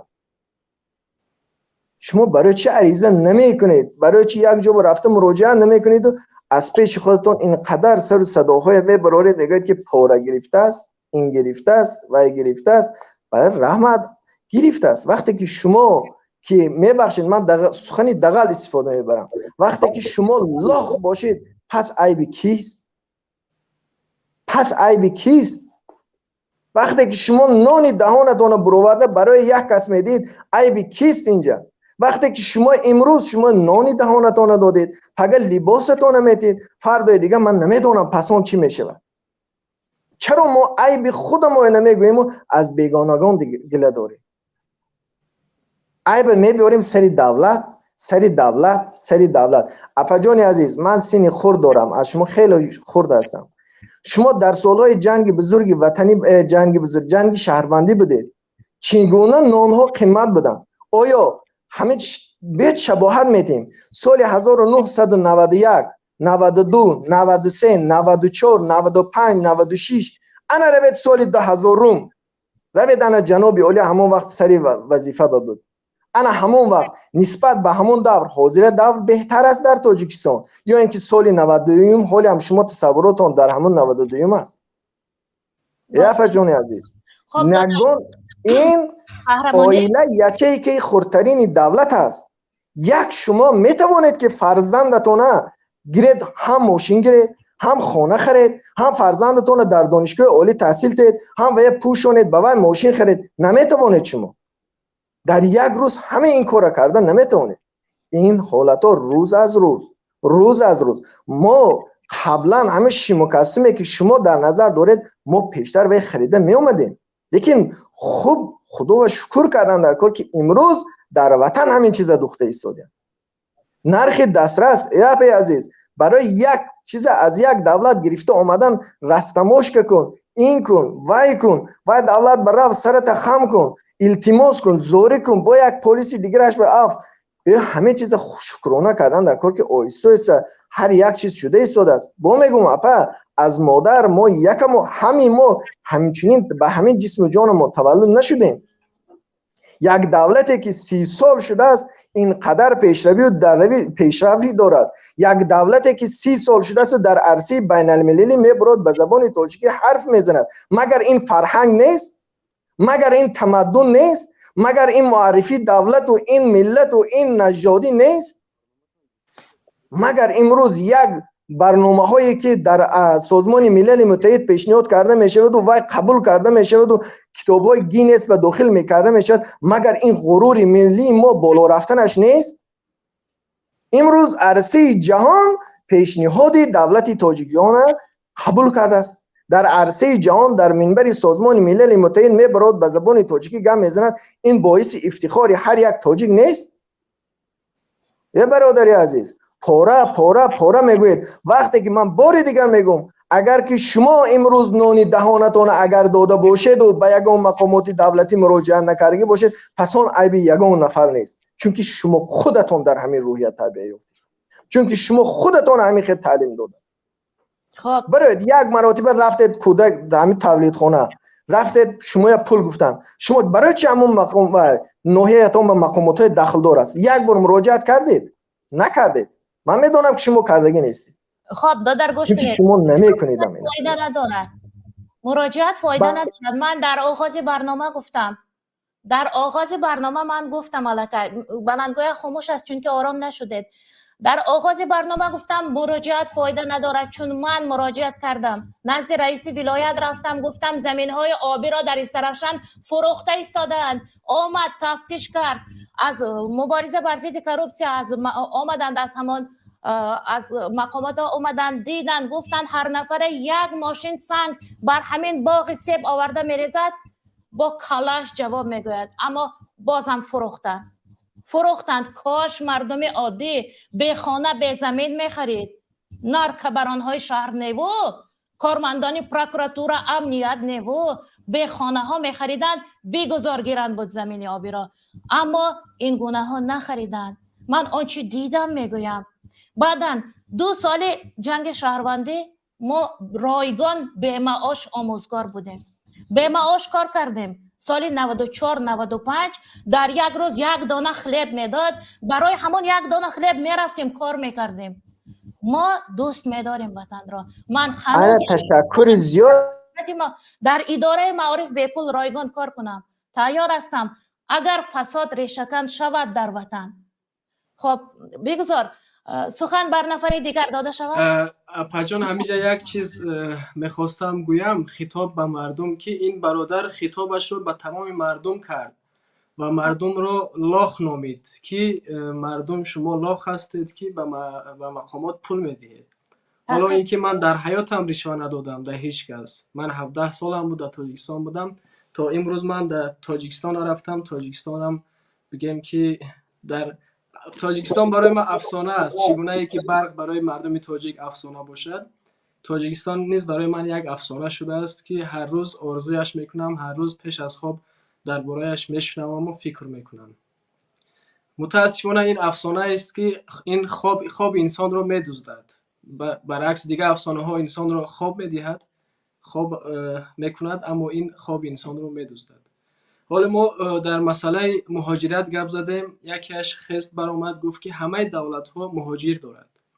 ما وقتی درباره رشوت گپ زدیم همهش میخزد میگوید که همه دولت ها رشوه میستانند. ما وقتی درباره وقتی خدا را شکر که نمیگویند که همه دولت ها سوید ندارند، چون دیگه شرمندگی میشود. ما خیلی دولت ها رو میدونیم به مثل دولت های اروپا که 28 دولت دارد. اینها رشوه نمیستانند. اگر رشوه هم ستانند یک طوری میستانند که در درون همون قانون و قاعده هست. یعنی مثل این روی روشاد مثل تاجیکستان رشوه نمیستانند که گاهی روی روشاد رشوه میگیرد، پلیس همچنین، دکتر، معلم، دیگر مقامات مقامداران همش رشوه میستانند. مثل اینها رشوه نمیستانند. و مهاجرت نیز همچنین. ما درآمد دولت ملیمان بیشتر از 50% از طرف مهاجران است. درست. یعنی ما مهاجرانمون اگر نباشد دولت ما بگیم که اصلا از کار میموند. همون چرخی که الان تاب خورده است از کار میموند. اگر ما رشوه ندهیم امروز همین دولتدارانی که هستند خودشان وظیفه هایشان رو میپرتویند و میروند، چون اون چرخ دولتداری امروز به رشوه تا میخورد. ما اگر رشوه ندهیم این چرخ رو ما الکی شکستیم. گویا ما اگر به مهاجرت نرفتیم ما دولت رو شکستیم. به همین خاطر اینا یک کاسته در خود دارن که همیشه در جواب ما سوال میتونن که کدام دولت این نیست. شما بغیر از تاجیکستان و بغیر از چند دولت های افریقایی یا اینکه دیگر دولت هایی که همه آسیای میانه که هوایی ها نیست مثل قرقیزستان و ازبکستان و دیگر، اونها نیز از ما پیش رفتن در همه مسئله ها. اما متاسفانه اینها همون مثل پاپوگای برین همیشه در گپ‌های ما در مشکلی هایی که ما اینجا میگوییم فقط در این سوال میتونن که به مردمی که دیگر دولت ها رو ندیدند که همه دولت ها همین گونه است گفتن. تشکر زیاد. کمی بهتر اگر تیاری دیده برایان میتوانستند جواب داده، اما شاید همون متن نویسانند یا همان تیار کننده ها هستند که در حالت مبادای انا این سوال باید چنین گویی گفته ماندند که در سنگاپور هست فساد. نه نیست. از زمان سر قدرت آمدن لی کوان یو اول خویش و تبار خودش را زندانی کرده بود به خاطر از بین بردن رشوه. بعدا همه سودیه ها را همه پروکورورها را پشت پنجره زندان کرد و تنها همان وکیلان دفاع به جای وظیفه دادگاه و دادگسترها روی چی آمدن به همین وظیفه ها آمدن. بعدا عین حال حلیمه یعقوب است راهبرش هنوزم رشوه نیست. برای رشوه خیلی از کشورها حکم قتل جاری کرده. خب نوبت به فکرم پروینه اول وارد شدن بعدا حق. پروینه خان مرحمت. السلام علیکم اپای سلیمان جان. در رحمتی کلام بسیار سخنهای نغز گفته، دیگر اشتراکچیانم دل پر میکنید شما با سخناتان. تشکر زیاد. این برادری تاجیکم گپشون زدن لیکن گپ رو گوش نکرده برآمدن نغز نشد.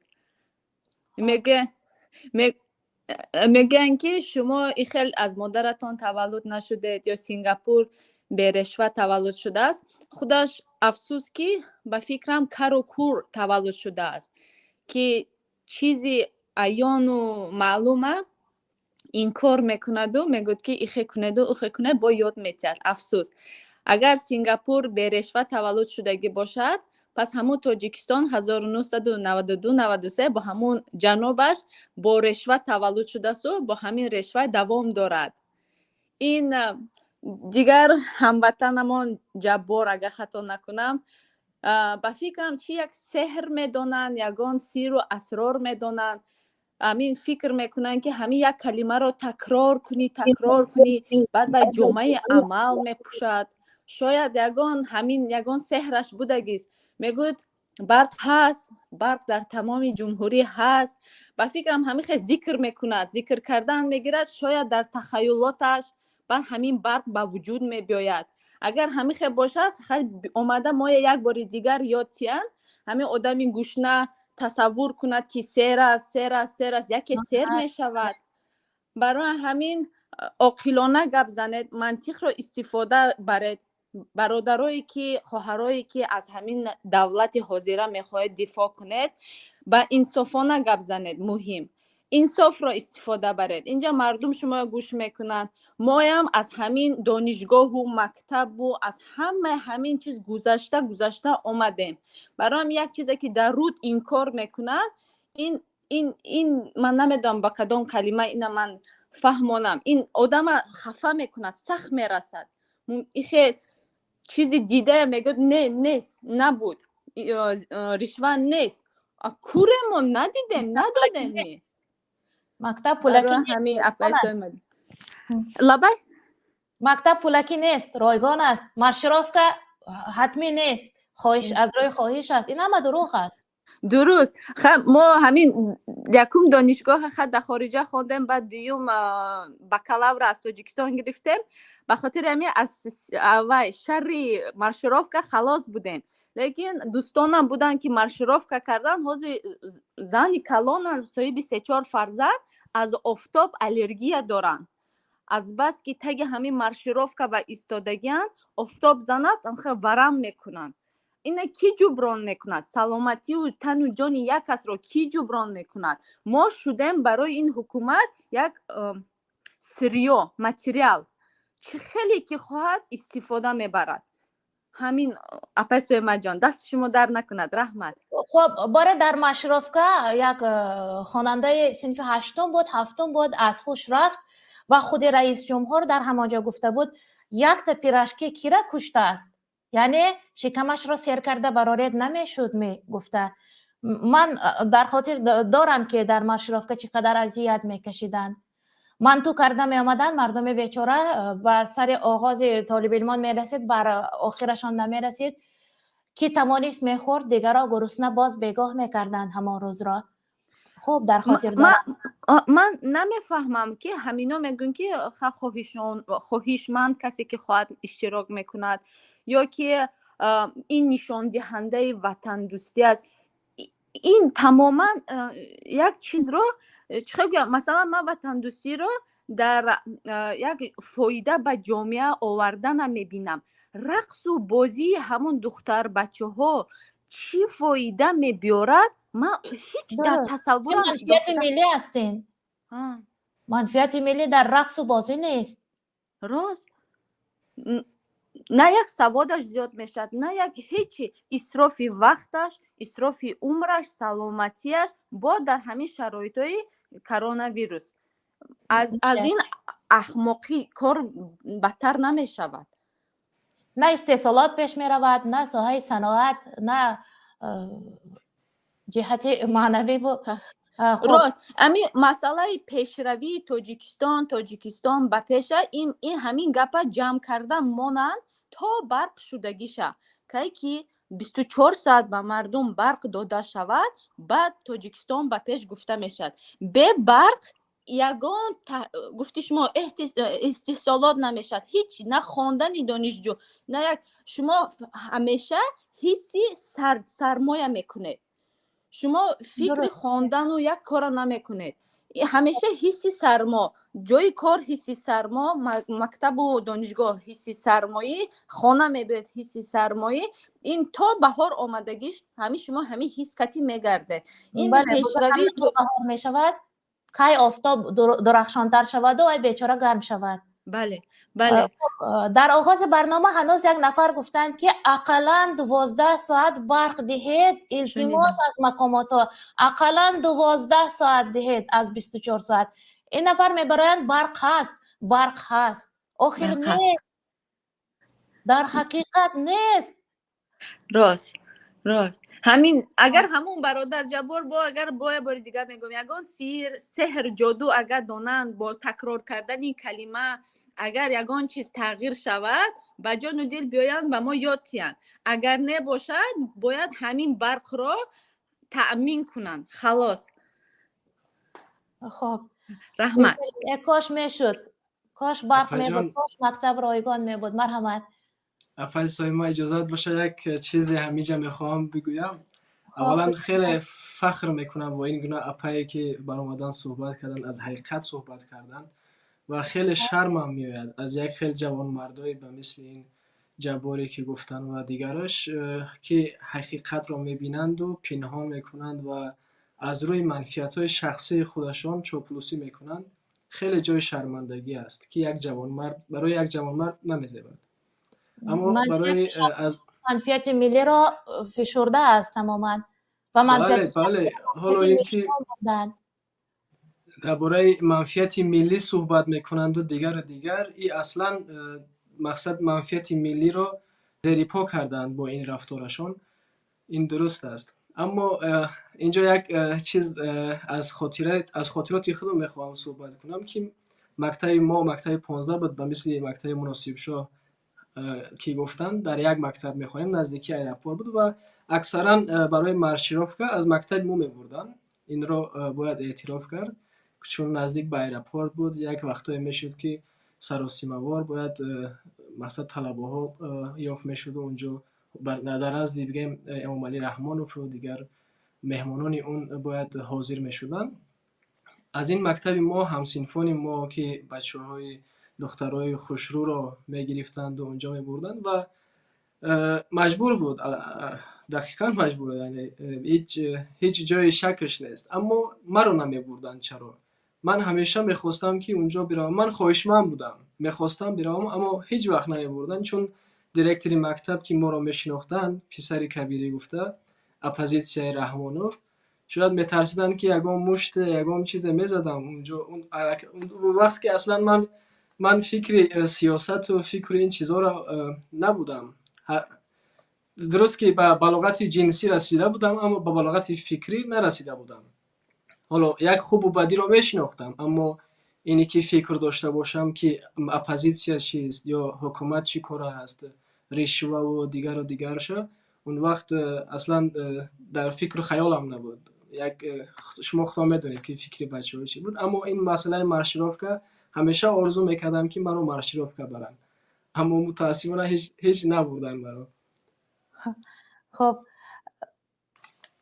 مارشیروفکا نیو یگان چی بود؟ جمع آمد افتخاری باشد در وطن که اشتراک کردنش در آن یک باعث افتخار ملت باشد، اهل ملت. این چنینش را آرزو داریم. خب یک شعار خودی رئیس جمهور هم داشتند، رقص باشد، سرود باشد، دیگر برق نباشد هم می شود. شبانه رقص میکنیم در طوری که شاید نفر دیگر وارد می شوند، صحبت را ادامه می دهیم. دیکتاتور هم داریم. مرحمت.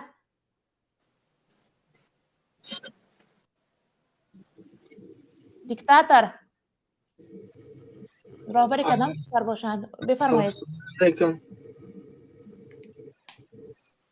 گوش میکنیم.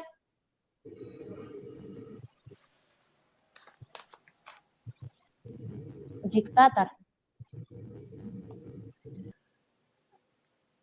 نه، پیوسته نتوانستند. خب برنامه جذاب بود. مهاجر شما را گوش میکنیم. سلام علیکم و رحمت الله.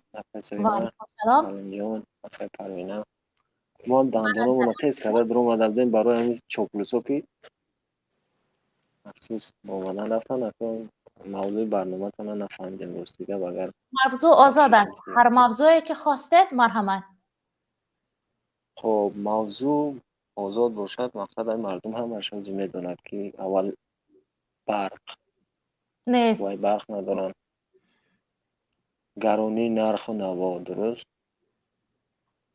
خب مونوپولیا یک طرف، خب وقتش نرسیده است که مردم باید به مردم پیشنهاد کنین، به خلق، به دولت، به حکومت روان کنین بگین همه چیزا رو، اگر همه چیزا رو سر راهش نمیگیرین مهلت بدین. از یک چیزی که اولتیماتوم میگوین میمونین، اولتیماتوم نباشه به مردم میفهمونین همه چیزای ضروری اولیه شما هست. او بله این همه چیزا رو طلب کنین تا فلان ماه همین کارا باید بکنن، نکردین ببرین تمام چیزا همون روز ببرین همه برین، نکردین برین حقتون طلب کنین. این همه چیزا هم تا همه چیزا رو نکرد یه روز بعدش هم ببرو برای طلب کردن حقیقت. شما باور دارید را می شود گفته هایتان؟ انشالله که باید شود. حق طلب کنید کانه میکنن. باید طلب کردن در کار. حق قانونی شهروندی هر یک شهروند است، باید حقش طلب کند. تا همین وقتی که مقصد مونوپولیا هست یا که سویت نداره یا که بنزین و دیگر چیزایی که اولین درجه که مردم استفاده میبره همین چیزا قیمت است، باید پیشنهاد کردن در کار. و تمام دولت‌های جهانی را پیشنهاد میکنیم ببینیم این چیزا نتری مشکلی داریم در تاجیکستان، ما از تاجیکستان طلب میکنیم که همین کارا رو بکنن، ارزان کنن همین چیزا را، راست جلوش نمیگیرن. ما مردم رو به کوچه ها دعوت میکنیم فلان چیزلا شما مقصد رو طریق کنین، پیگیری کنین. هر کسی که مقصد یگام قانون شکنی که شکست او از ما نیست. ما مردم را به خاطر حق خودش طلب کردن دعوت میکنیم. خب اگر دعوت کنید و حق طلب کنند و قانع کنند خیلی خوب میشد. وقتی قانع نکردن طلب استعفاش هم میکنی، همه چیز هم میکنی. وقتی که از دستش نآمد طلب استعفاش هم میکنی، یا که تو همین وقت طلب مردم را بجا میاری، حق مردم را بجا میاری، یا اینکه وظیفه را خالی میکنه. این تاجیکستان ولی شهر مرداش نمرده، وطن دوستاش نمرده، جوان مرداش نمرده که شما این قدر مقصد هم مرا خیال نکنه که 82,000 تروریست داره. اینو 82,000 تروریست نیست، اینو 82,000 که شما در روی خط سیاه تاجیکستان مونده، اینو همش وطن دوستن که شما اینو میترسید. اگر اینو تروریست میبودن، این چیزایی که من گفتم 82-83,000 این از همو تروریست هایی که میگن همو طالبا 75,000 شما 85,000 تاجیک در روی خط سیاه موندین. با وطن خودشون برگشتن نمیتونن، حق خودشون گپ زدن نمیتونن. اگر اینو تروریست میبودن خون تاجیکستان شما رو به خون و خلف میکشید، چون اینو مردم تاجیک در حیاتش طریق مردم جنگجو نبود. مردم همیشه اگر شما به این ملت خدمت میکردین، این ملت شما را مقصد ختان نام ختانه نمیموندین، قهرمان ملت مقصد اساسگزار و دیگر. این ملت خودش نام تر در لباج و بسنگ‌های طلایی مینویست، بعد آبی زرین مینویست. خب همین تروریست، اکستریمیست، مثلا کلمه اکستریمیست ما همین 4 سال باز درک نمیکنم که چیست، اما همین گناه را بر پیشانه من هم زدن. من هم پرونده دارم 307 ماده اکستریمیسم. ما هم داریم پرونده اپا بخشش، ما هم داریم پرونده، ما هم با وطن گشته نمیتونیم، ما هم 3 فرزند داریم دیدش نمیتونیم. خب اما اکستریمیسم چیست نمیفهمم. چطور کنیم خیر؟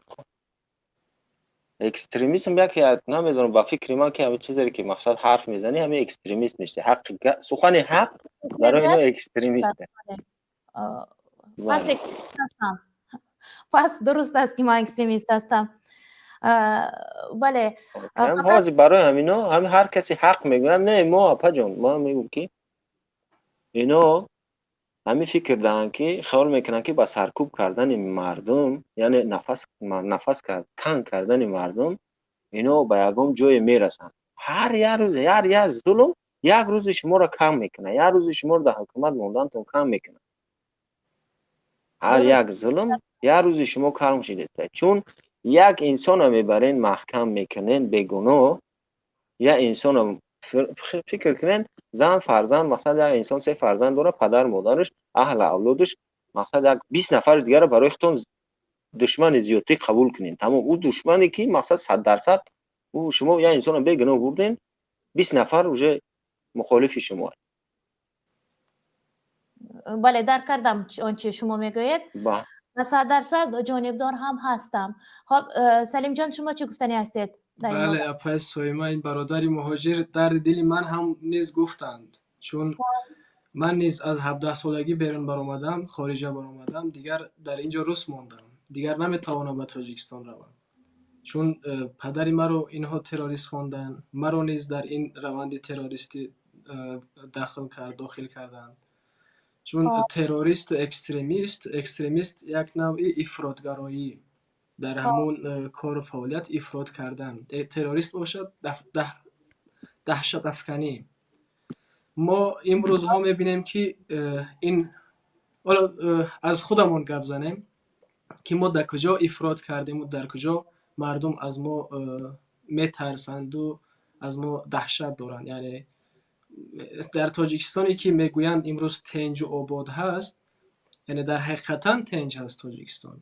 ما مردم باید بین تنجی و یعنی اولویت خود را انتخاب کنند و آزادی.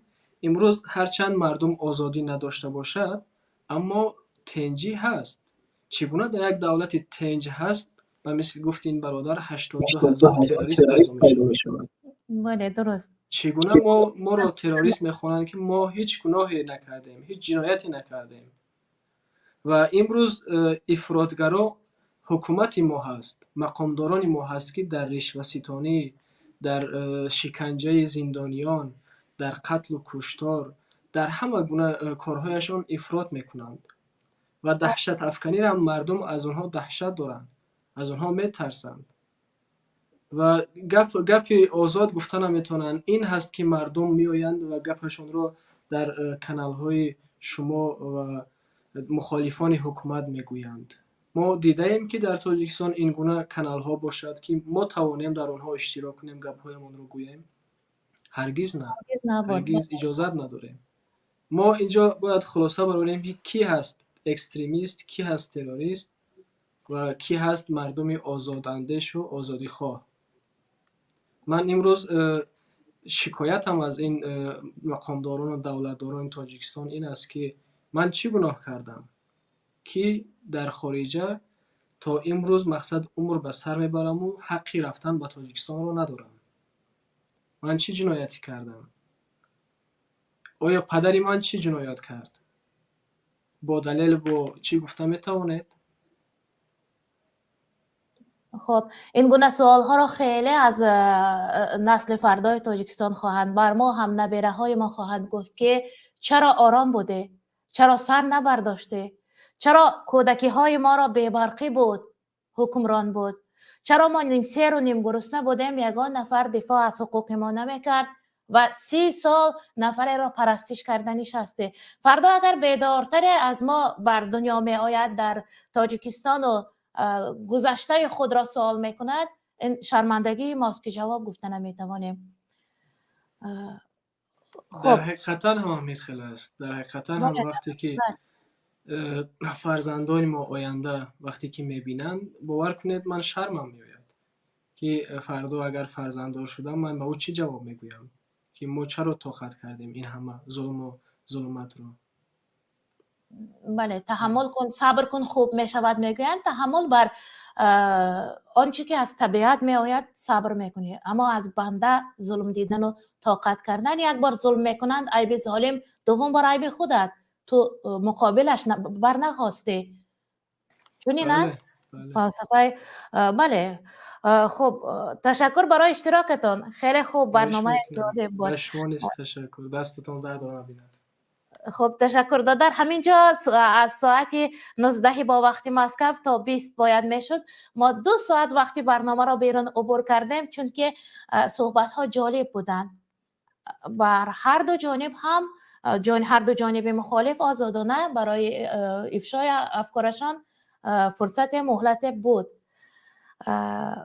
بار اول که مهمان بودید راستی تا نگفتید من نفهمیدم که نسب شما کبیری است و فرزندی کیستید.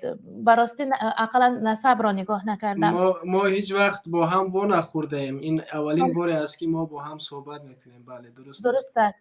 تشکر. و اجازه دید که من یک آخرین گپم رو بگویم و با دهان اون چاپلوسی که اینجا برآمد و همه مردم تاجیکستان را لاخ شمرد که همه مردم پول میدهند در راه رفتگیشان، خواه یا نخواه، مجبوری یا که مقصد از روی دلخواه، بیشترش مجبوری است چون بدون رشوه نمیتوانی در تاجیکستان راه گردی.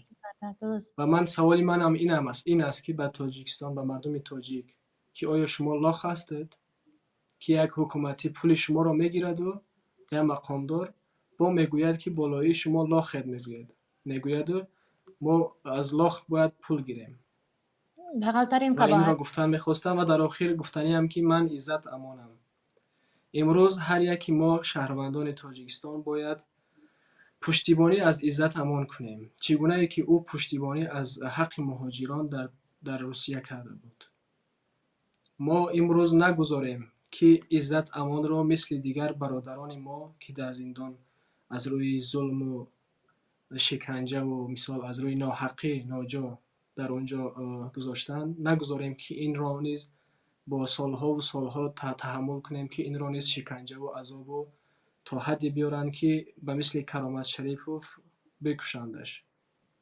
این بود پیامی که میخواستم به مردمان برسونم. تشکر زیاد. خب تشکر برای اشتراک، تشکر برای سخنهای پرمحتوا، تشکر بر همه آن نفرانی که خواه مقابل ما حرف زدند، خواه در ردیف ما حرف زدند، مرادف ما.